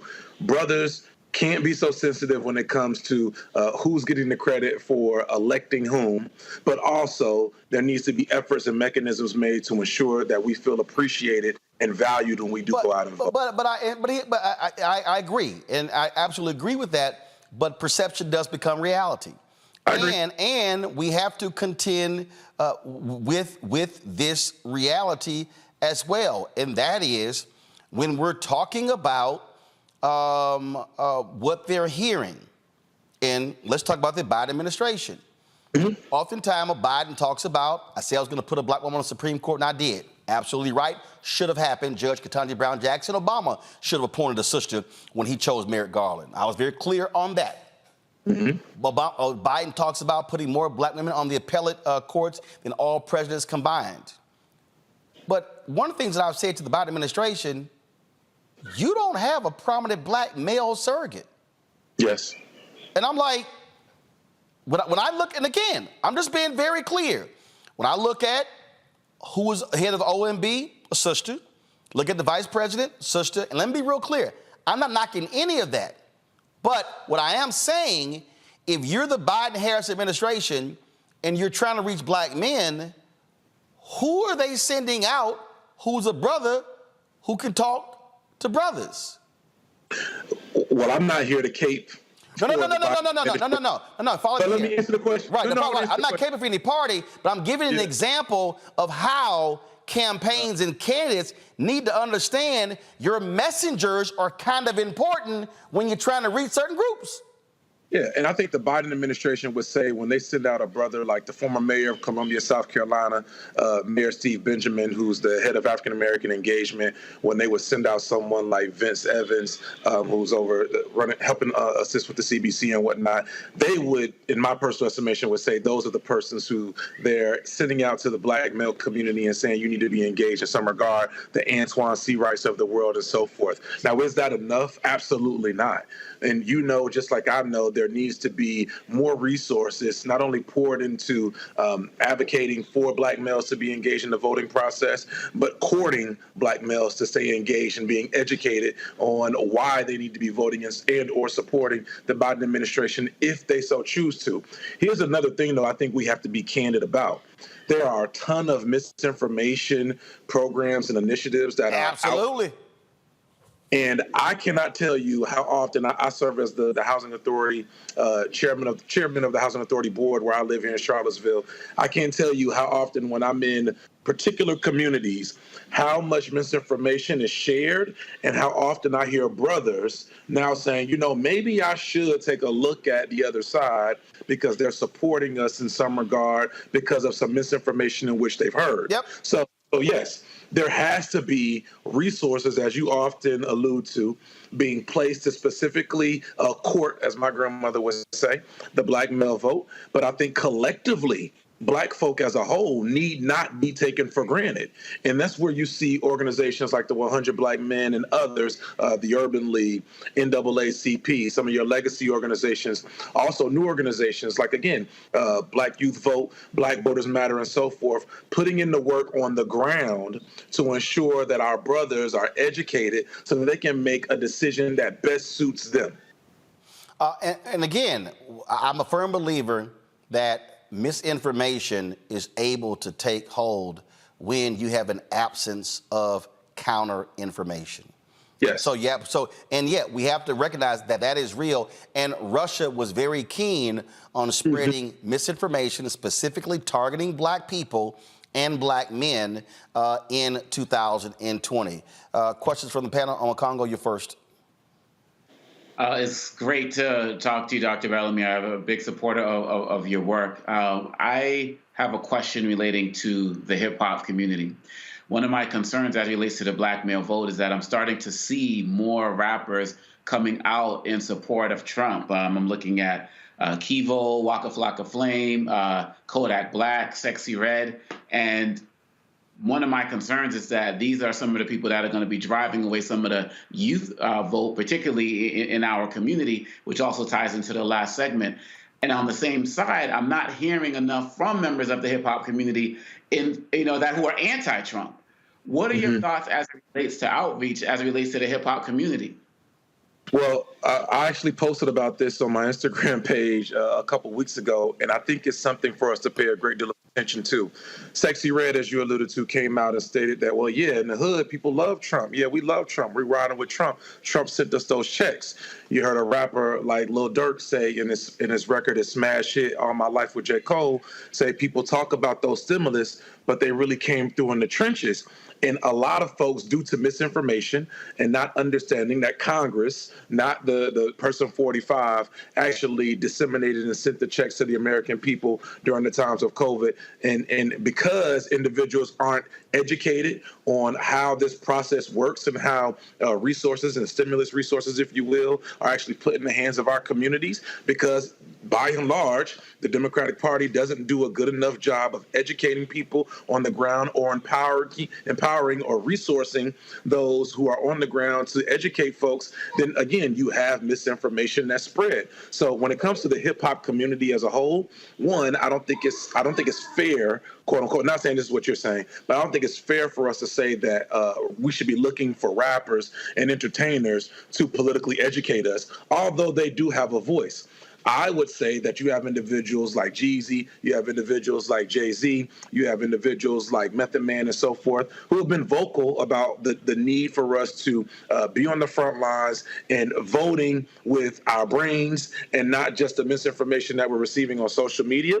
So there is some combating it, but we all know that on social media and the like, when a rapper or entertainer says that they're riding with Trump, that's going to drive their views through the roof. When you have someone like Kodak Black, who, shout out to Yak, and, there's a lot of young folk who listen to his music, but that doesn't mean that they're going to be voting for him. And I say this all the time in Charlottesville. If someone like Kodak Black has more influence on the young people from a political standpoint than I do, a person who's been elected, a person who's been on the ground, who's interacting with my people on a day-to-day basis, if Kodak has more influence on the ground than me, that means that we're doing something wrong. Our young folks shouldn't be looking to entertainers for their political influence. We need to be more engaged on the ground to ensure that our people are educated to make the best decision. Well, and let me also, but part of the issue is also Democrats got to learn how to take credit for shit. So what Democrats should be saying is, hold up, we control the House. You ain't getting none of them checks without us. Trump may have put his name on there, but we were the ones who you got them checks because of us. Just like I keep trying to tell all these people, oh, Trump let black men out of jail. Ain't no first step unless it gets passed by the Democratic controlled House. And that effort was being led by Congressman Hakeem Jeffries. Right, exactly. Those are facts. Matt?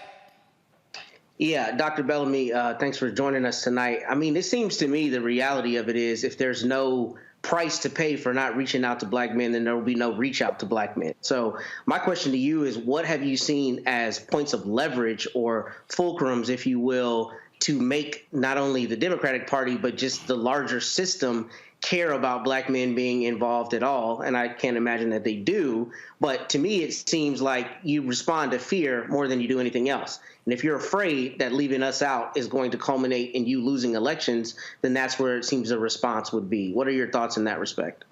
Well, I think that you're absolutely right. I mean, I think many parties and larger institutions who believe in which their leading voter engagement initiatives try to lead with fear. But I think it's more important, just my personal opinion, it's more important for us to lead with education. It's more important for a certain population of people to lead with empathy and showing them how the decisions that you make today have an impact on tomorrow. There's important for certain initiatives and for different populations to be led with whatever it takes to tap into what it is and the things in which they care about. But for me personally, I think that it's of the utmost importance for us to educate our brothers specifically on how important it is for us to vote on the local and state level first. Yep.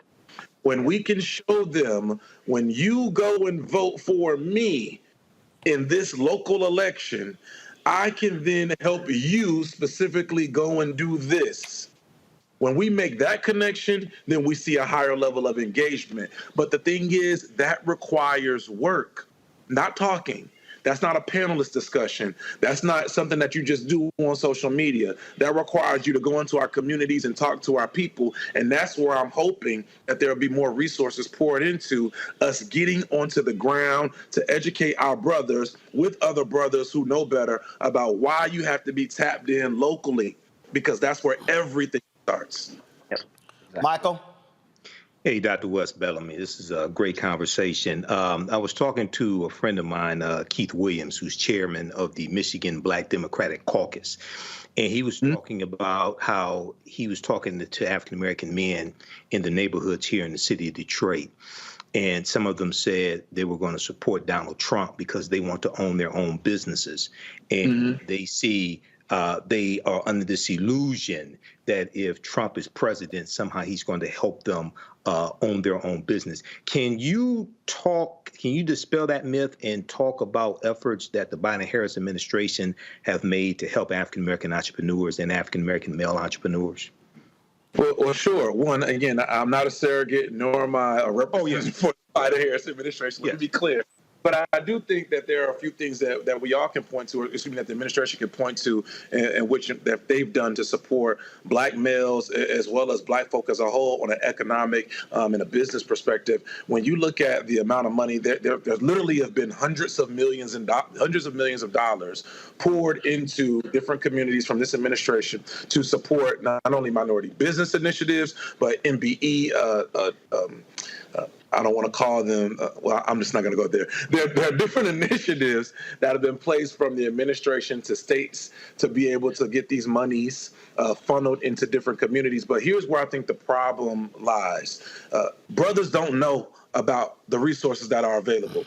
And why don't they know about the resources that are available? Because, as Roland alluded to, Democrats as a whole don't do a good enough job of talking about, one, here are the things that are here for you. And secondly, they do a very horrible job of, this is what I have already done.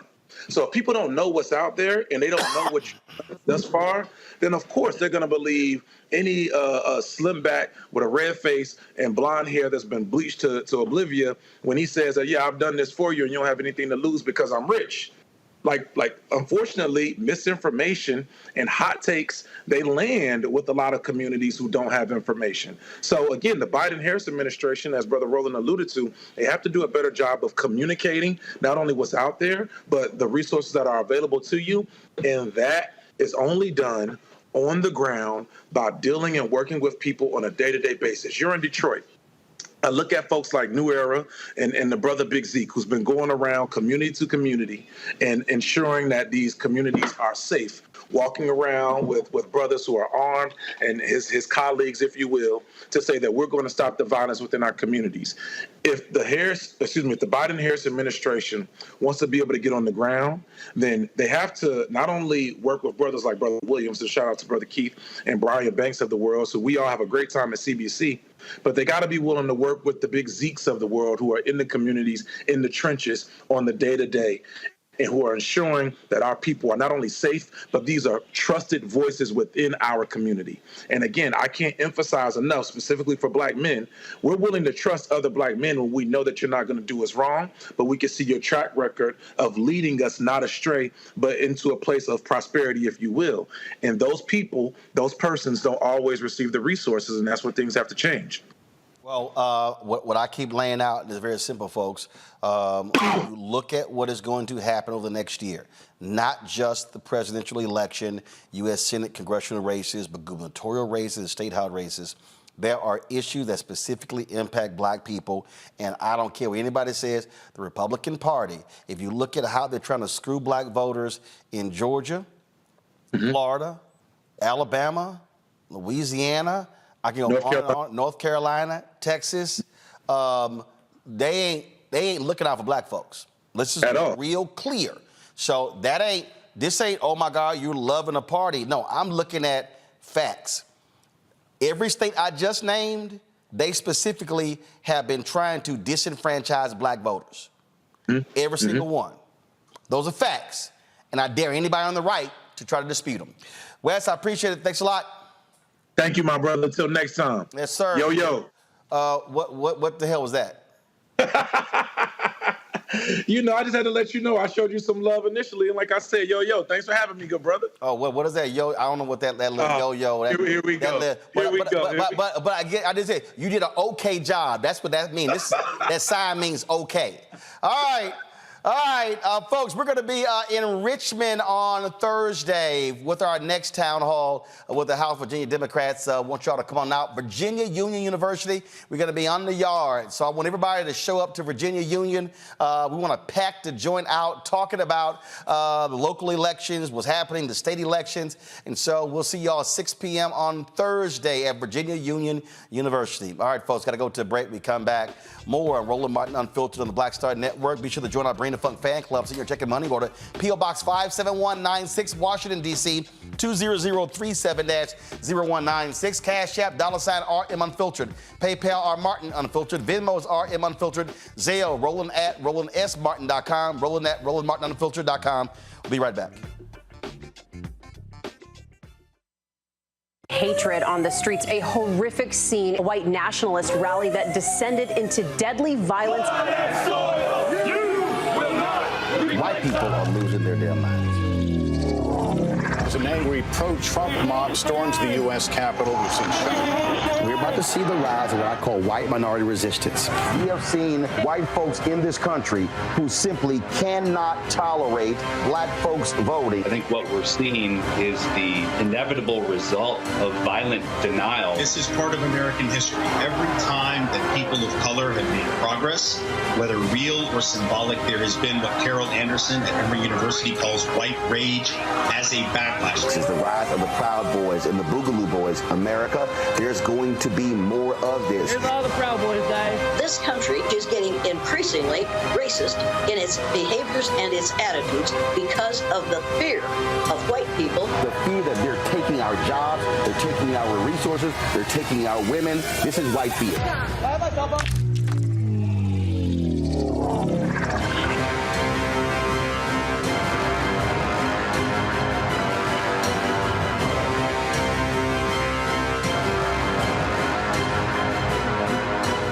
On the Black Table with me, Greg Carr.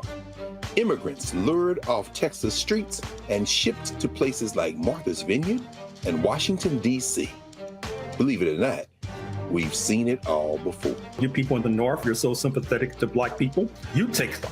60 years ago, they called it the reverse freedom rides. Back then, Southern governors shipped black people north with the false promise of jobs and a better life. It's a part of a well-known playbook being brought back to life. So what's next? That's next on the Black Table, a conversation with Dr. Gerald Horne about this issue of the reverse freedom rides, right here on the Black Star Network. Hey, it's John Murray, the executive producer of the new Sherry Shepherd Talk Show. You're watching Roland Martin Unfiltered.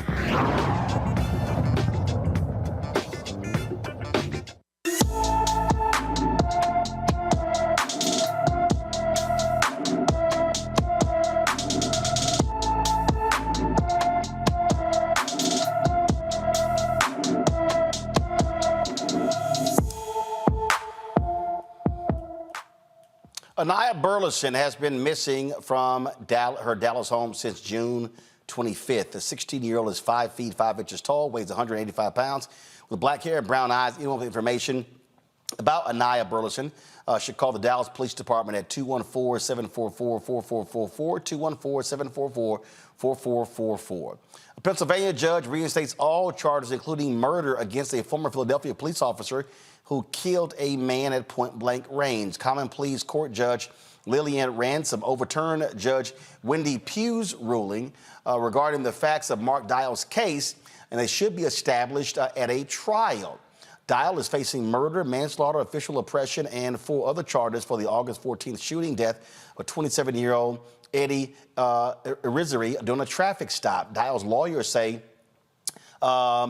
he could have feared for his life because he thought Irizarry had a gun. They also say the murder charges require the presence of malice, and there is not enough proof that Dial acted maliciously. Well, okay, that's what they always say.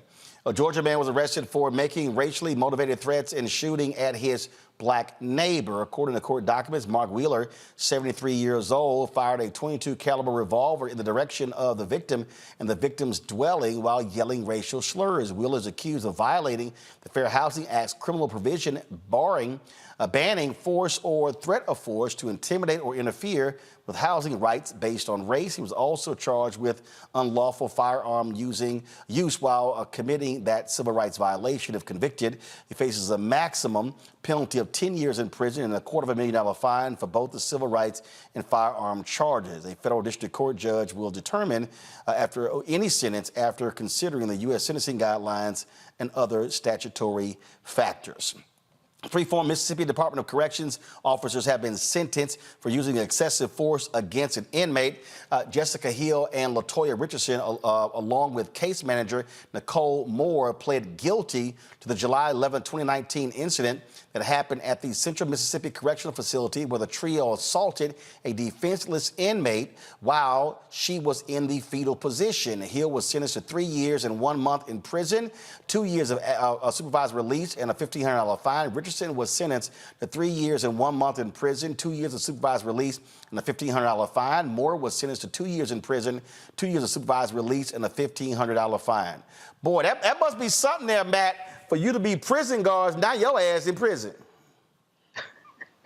Yeah, that is something. And I have a case that I'm going to be trying in Houston, actually, in April. That's not exactly this set of facts, but it revolves around the same issue about inmates' treatment by prison guards. And it's tragic what happens in a lot of prisons and how often it goes unaccounted for. So I'm glad that here the Department of Justice, again, knocked it out of the park and holding people accountable, because, you know, the Eighth Amendment to the Constitution says no cruel and unusual punishment. And very often people think that, you know, inmates don't have rights. So this is good, because when people go to prison, they are still people who are still deserving of protection, irrespective of what put them in prison, right? So I'm glad that the Department of Justice here held these women accountable, because them attacking an inmate is not only unconscionable, but it's especially unconscionable when the person is not fighting back, when you're in the fetal position. So it's important that they continue to hold people like this to task, and I'm glad that they did. I swear, I can't tell you how many times we keep seeing the DOJ do this, Makongo, and White House. Y'all might want to take credit for this stuff. Yo, I mean, they can't just keep having these little press releases on, like, you know, X or Twitter and these little websites that nobody's reading, because this is another major victory. I mean, just when you talked about a couple of days ago with the whole redlining decision as well, this Justice Department has been very, you know, we always feel like they move too slowly, but when they strike and they strike hard. And this is also very important, because the only time outside of the Black Star Network, which is why I'm so thankful for the Black Star Network, the only time we've heard about terrible conditions in prisons and what's happening with inmates is when Trump and his minions started to turn themselves in Georgia. And they barely talked about the conditions there on a regular basis. Every single day in our prisons, our people are suffering. In situations like this, they're dying in prison, being eaten alive by bugs. And we can't just act like this stuff isn't happening. And so I appreciate the fact that the Justice Department is going at it. We need to publicize this more, because these prison guards, they should start being on notice, if they haven't been already, that this Justice Department, they may move slowly, but eventually they are going to get you. Michael? Yeah, Roland.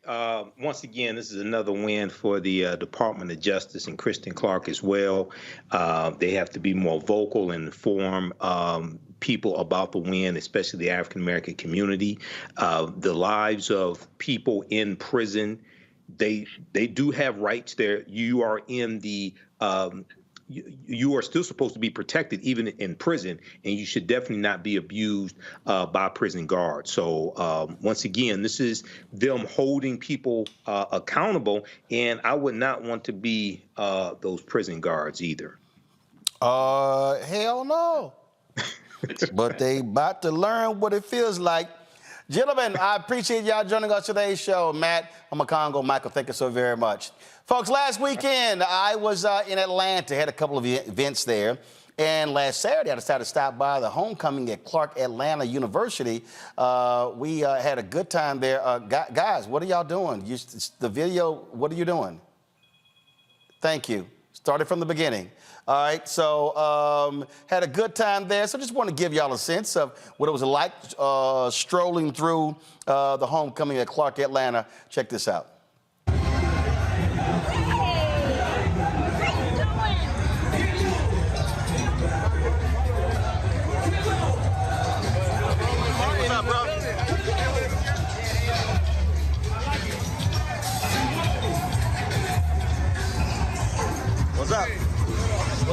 Y'all good? What's happening? What's up, bro? You good? How you doing? All good?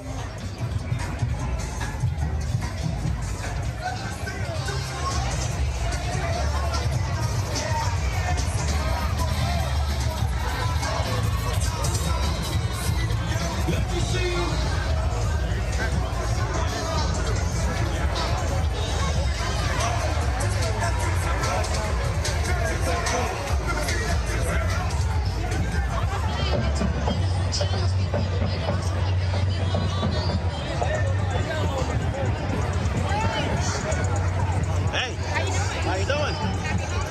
Absolutely. What's up, bro?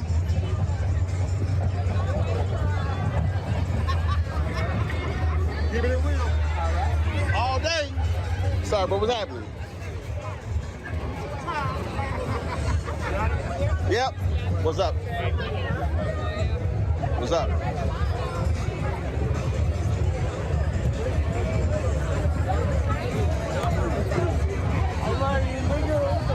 What's up, Frank? Y'all good? What's up, Frank? Y'all good? Hey! Come on, baby. I appreciate it. What's up, bro? Hey! There you go. Hi! Hi! Yuck! What's up?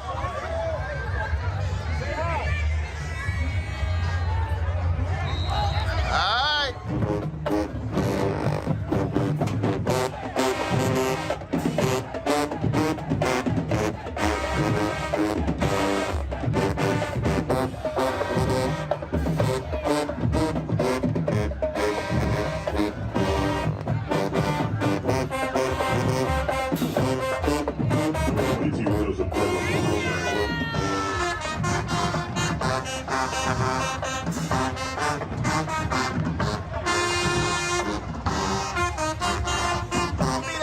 Bringing your dog to the game. First off, my son is the quarterback. I'm a music artist, Shay Nicole, and her name is Hollywood. Thank you, sir.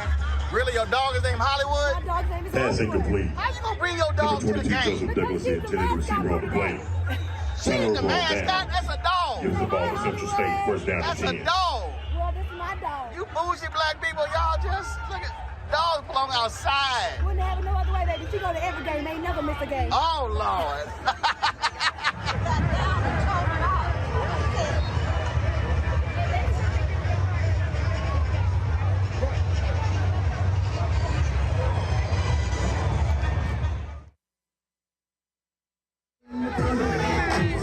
What up? Who's over here? Who's over here? What's up, bro?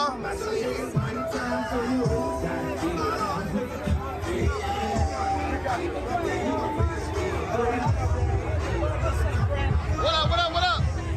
Let's get this picture, Brad. What up? What's happening?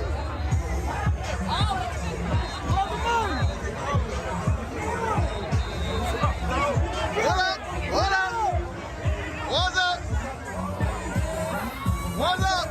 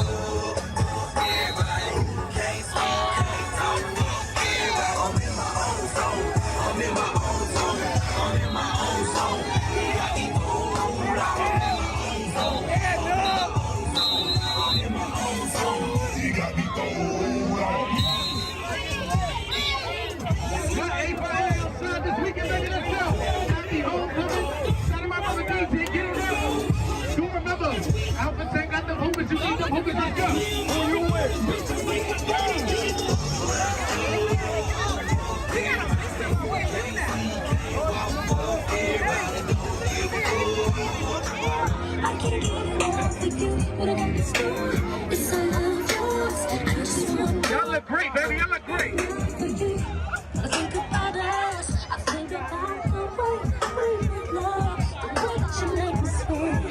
Make me want a cigarette, and I ain't no smoking chick, but you got me wanting this. Don't stop. So let me tell you something. Imagine when it's open, my stomach muscles getting tight. Kiss you with my fingers. Get it. You ain't never been to HBC Homecoming. Welcome to the vibe. I'm about to head to my business days. Make sure you handle me too.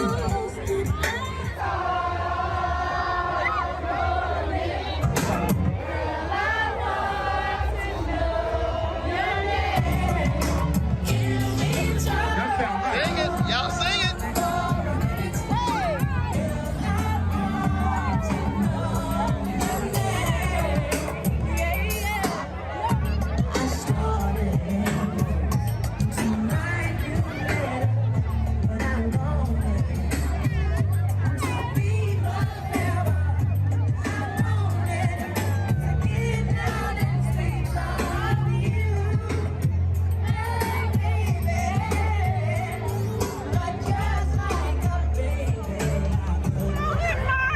What's happening?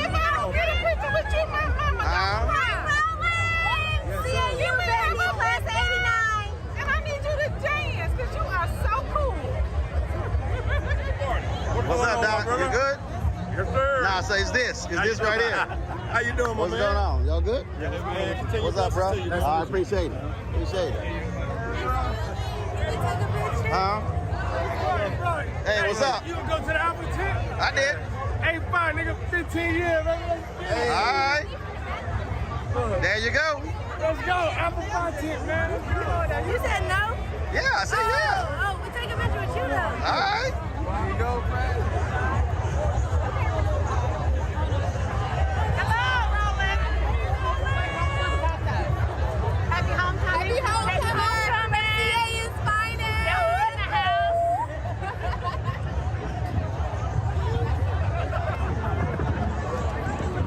What's happening? Hey. Like Atlanta. Really? She over here saying, she said, hey, she forgot my name. Yeah, you heard me. I hear everything. It's Roland Martin. Roland Martin. I know. Yes. I hear everything. Nice to meet you. Likewise. Can you come to the alumni tent for me, please? What? The alumni tent. The alumni All right, come on. association. Come on. All right, come on. Come on. Come on. My God. What's up, bro? Where's Lori? Introversa. The RVP of alumni engagement is here. All right, what y'all? How are you? What's happening? What's happening? Happy homecoming, Clark Atlanta University. Alumni, what's up? What up? What up? What up? What up? Get off your phone. What's going on? What's happening? What's happening? What's happening?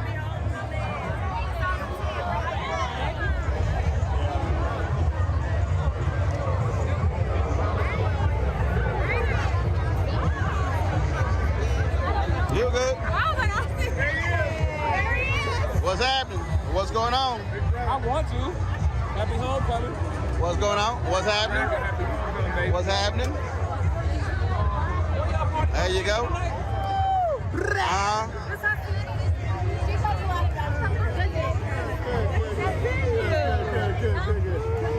Roland, what's up? Hold on, man. Let me get a picture with you. Let me get a picture with you, Roland. Hold on. All right, come on. Come on, hold on.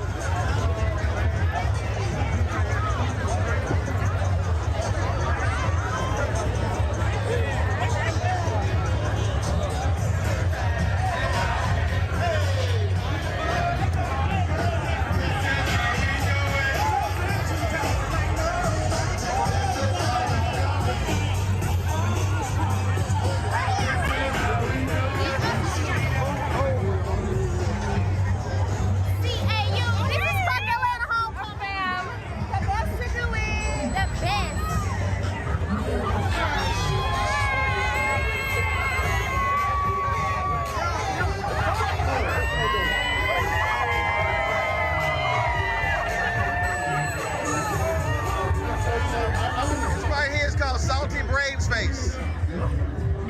This is the look of a Southern. Now y'all know Alpha's y'all daddy. Y'all know when y'all see an Alpha, kiss the ring. Kiss the ring. A strange daddy. What's up, bro? Kiss the ring. You wanna get a role model. I'm coming around. What's up, bro? The whole day.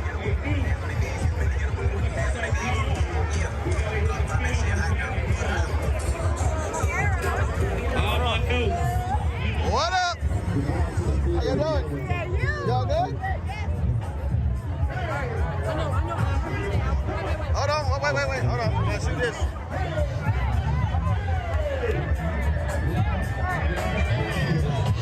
Right there. What's up? Appreciate all you do, brother. Appreciate Keep doing what you do, good brother. One picture friend. Come on.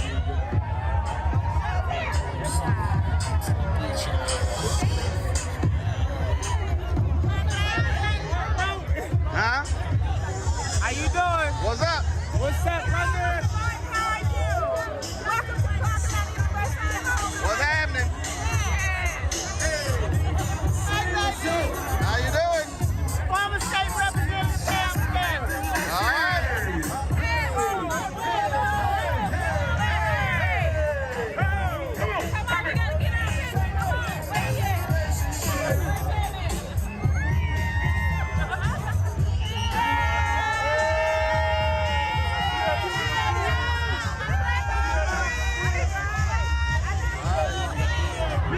Let's find out where we're going to get together and sing. Hey, what's up? What's up?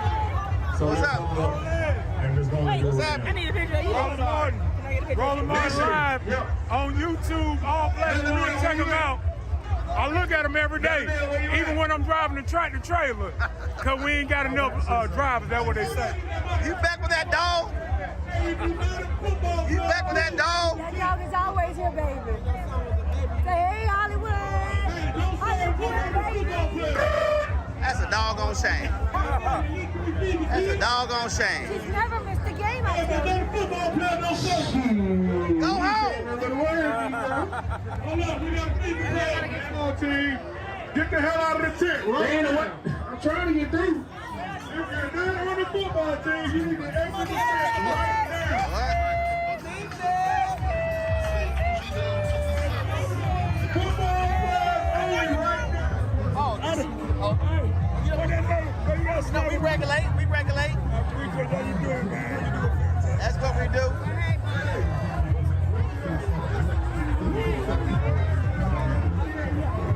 All right, now y'all know when y'all see an alpha, bow down.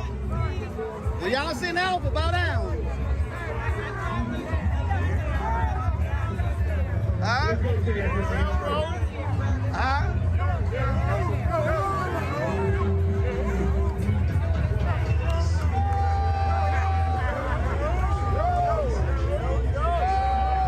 Y'all know who the king is. Y'all know. Remember when y'all see us kiss the ring.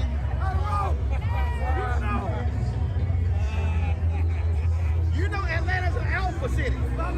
That's why it starts with an A.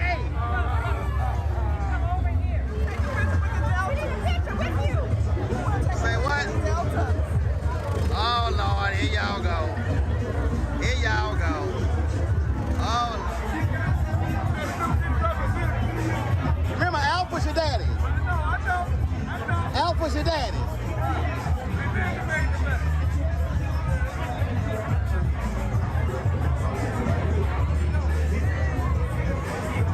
Alpha's y'all daddy too.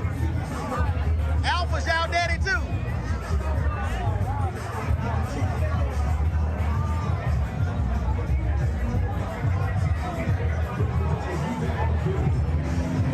Hey, hey.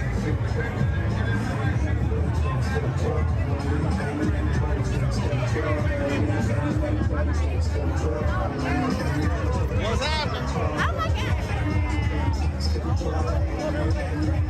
Was that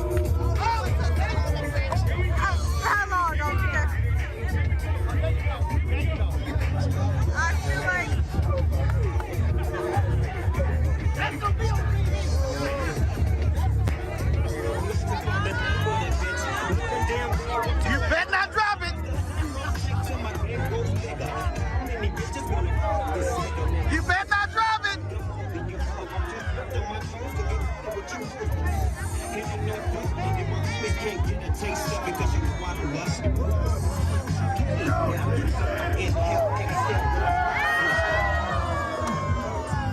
told you don't drop it.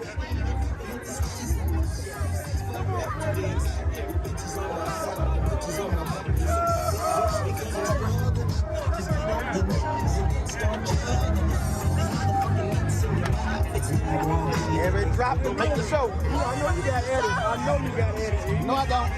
I know you got Eddie. No, I don't. Well, you need to show the best thing. I'm going to show all of it.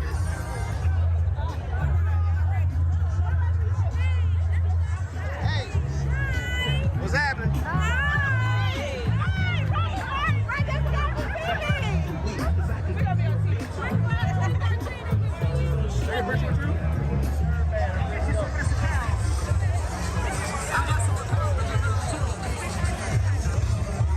What's up? What's up?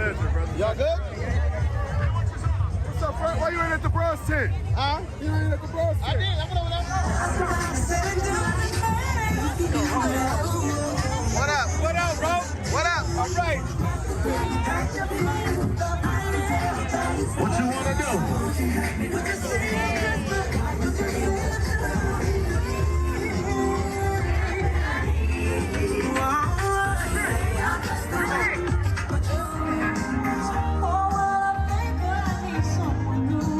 That's how I know your mama young.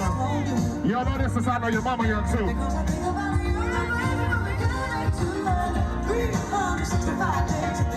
I see you.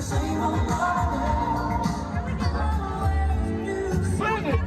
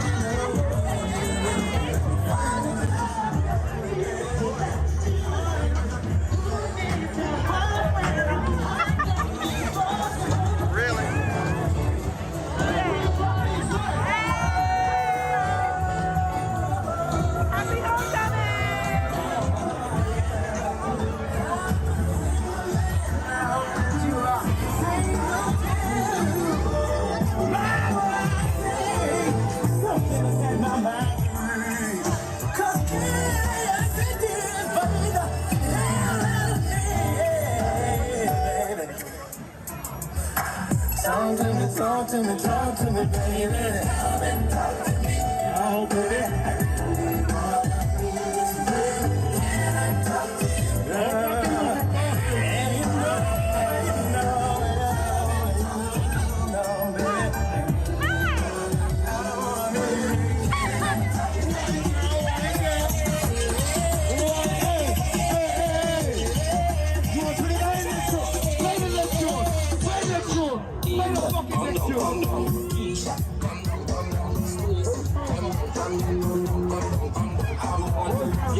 I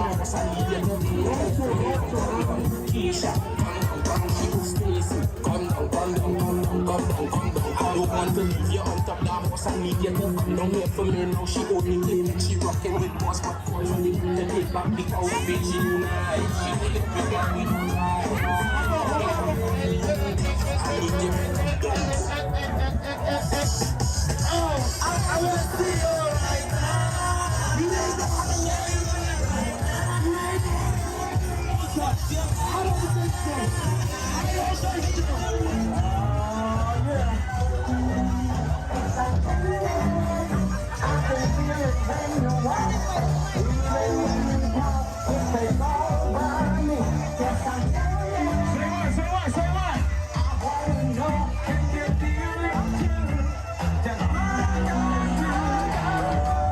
Everybody, just I said just. It's the same feeling I always seem to get around.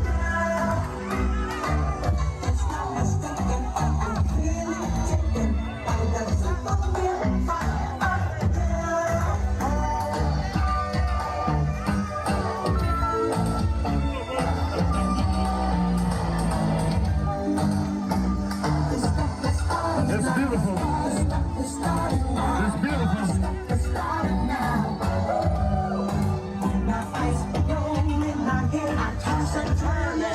I love it. I love it.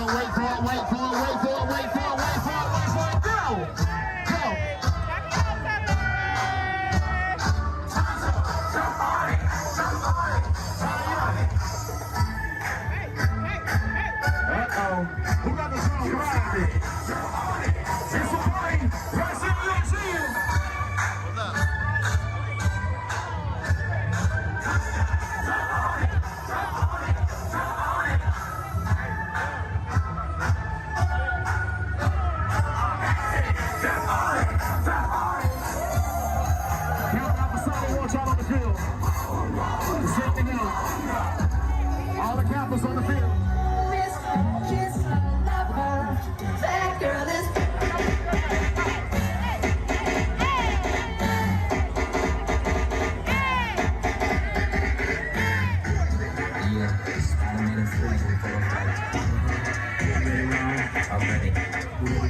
I'm ready, so I got you. Girl, I must know you. Something strange in my mind.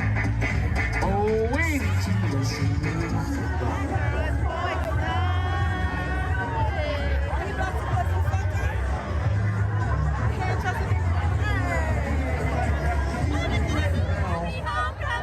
Per usual. Alright, the PD, they shut us down. CAU shut us down. So, but listen, after party, Hot Dog Factory, tomorrow, Whiskey Mistress, runcau.com. Check out Run It.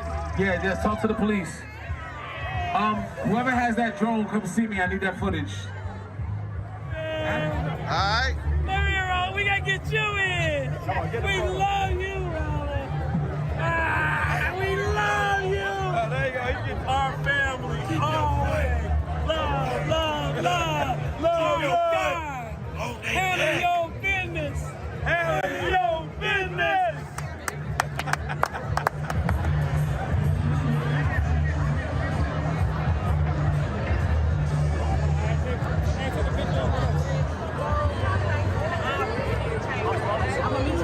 Legend. Hey, what's up? What's up? What's going on, bro? You good? I'm good. Good, we got good. here to see you homecoming. Let's go. Let's go. All right. Roland, you've been doing it for the culture. We appreciate you. What's happening? What's happening? All good? CAU. All right. Absolutely. All right. Holla. In the morning, the radio show. Yeah. Hey, baby.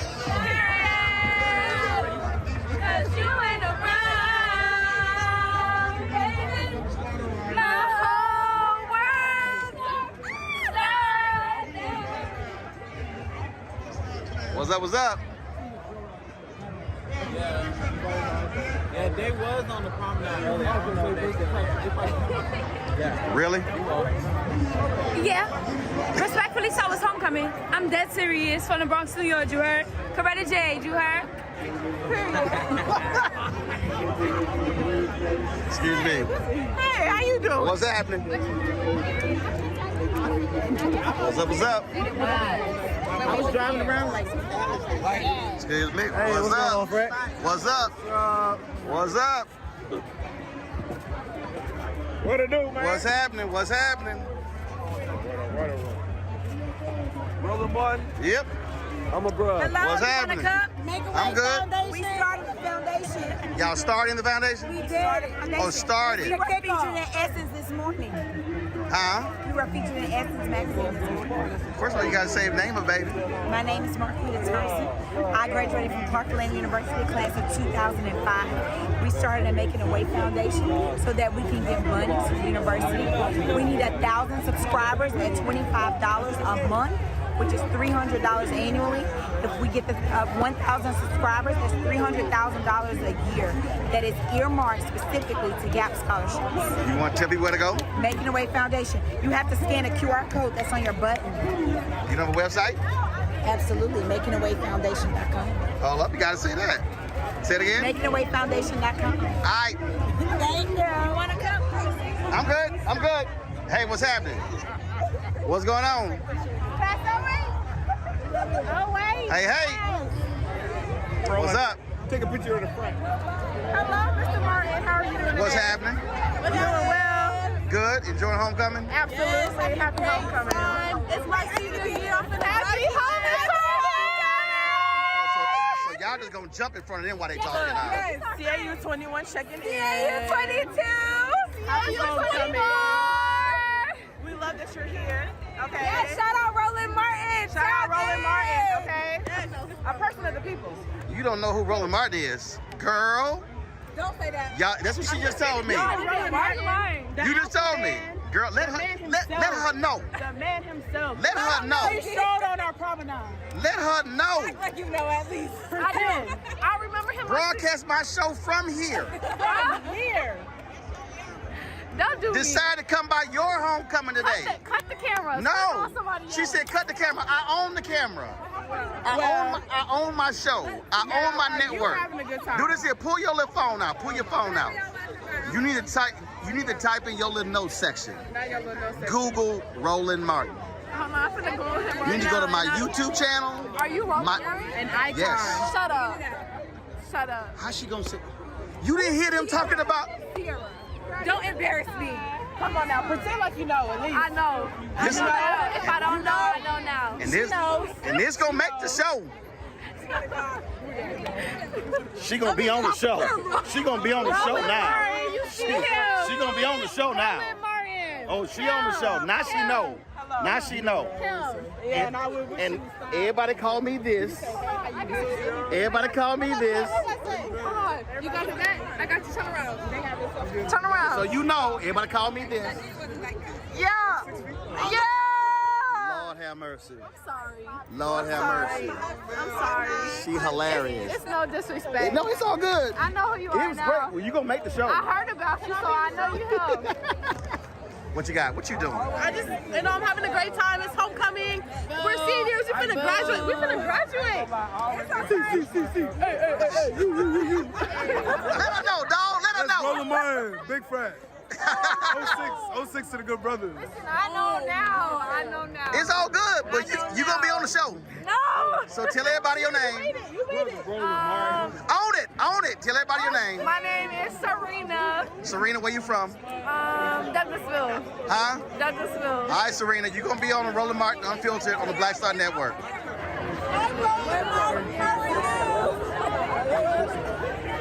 What's happening? What's happening? Can I take a picture with you? What's going on? Is it okay if I take a picture? No. Yeah, come on. Happy homecoming. Yes, happy homecoming. C.A. What up? What up?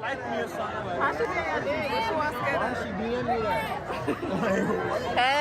Oh my God. What was that lady? What was her name? What was her name? That lady that worked there? I remember. Yes, welcome to Clark, Atlanta.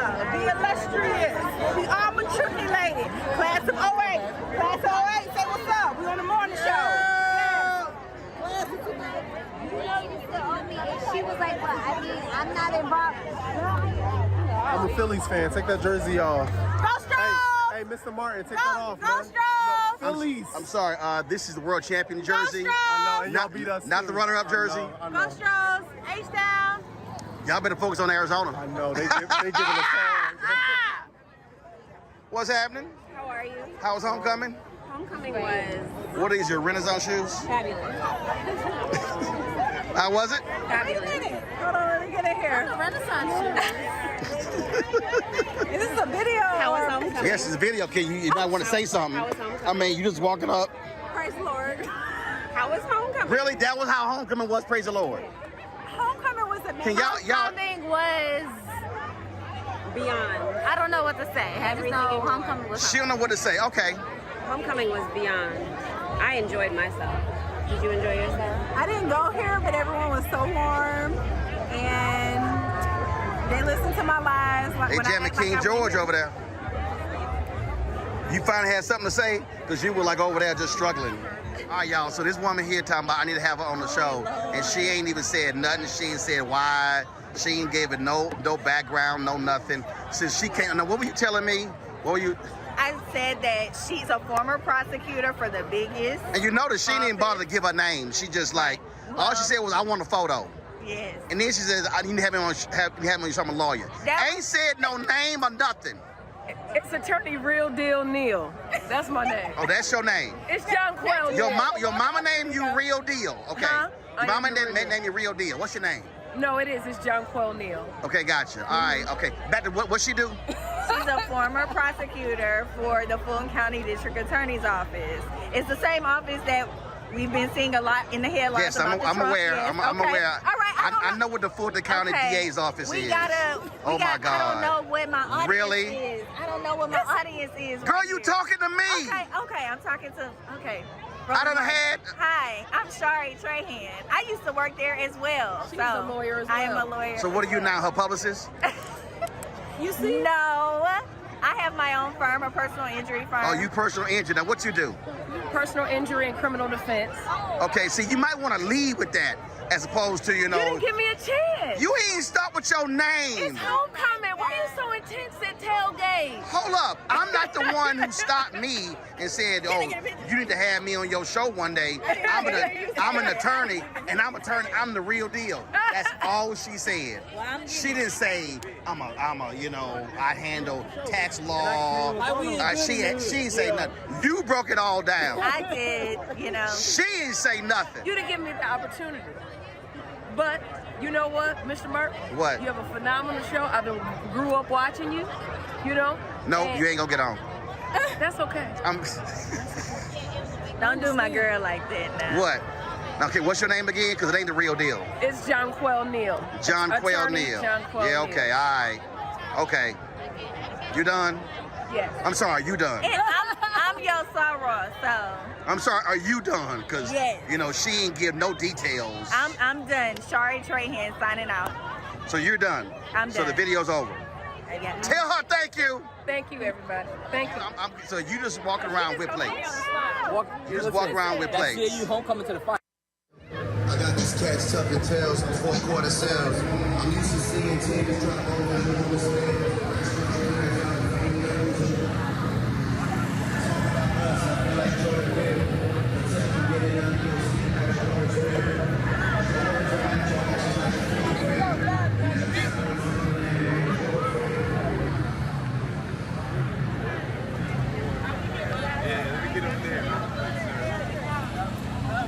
That shit going viral. Seeing you. 17 years.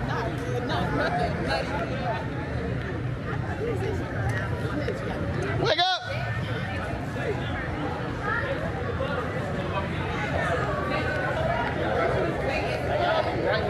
Y'all take care.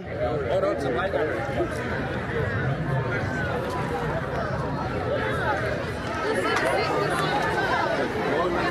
Yep, what's up, bro? You all good? Huh? I got my homecoming.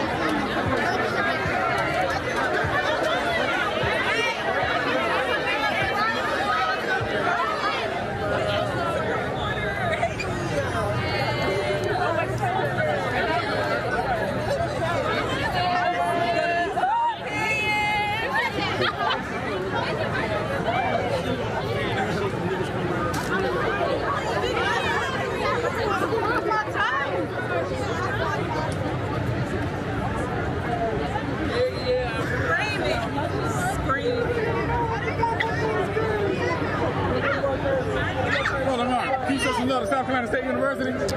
What up, SC State? I did y'all commencement. Yeah, it is. What up? Yeah, baby. Hold up. There we go. All right, tell your president what's up. Yeah, it is.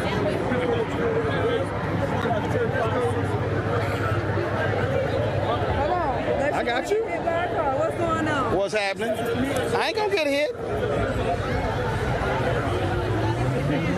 You got everybody in order? All right, don't tase nobody. Oh no, I ain't got time for nothing.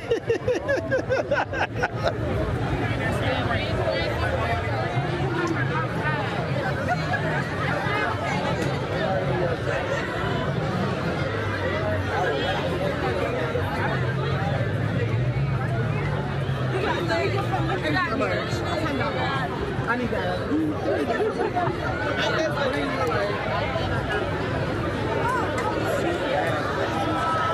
All right, folks, so that is it from 2023 Clark Atlanta University Homecoming. It's been a blast. Let me thank the administration. Let me thank Sam for hooking me up. And so glad I was able to make it out. How y'all doing? The best. The best. I was like, he definitely looks Y'all would interrupt my video. All right, y'all. So she interrupted my video. So I was glad to be here at homecoming. And so you never know what university I'm just going to drive by when I feel like it. All right, y'all. Holla. Black Star Network is here. Oh, no punch! I'm real revolutionary right now. Thank you for being the voice of Black America. All momentum we have now, we have to keep this going. The video looks phenomenal. See, there's a difference between Black Star Network and black-owned media and something like CNN. You can't be black-owned media and be scared. It's time to be smart. Bring your eyeballs home. You dig?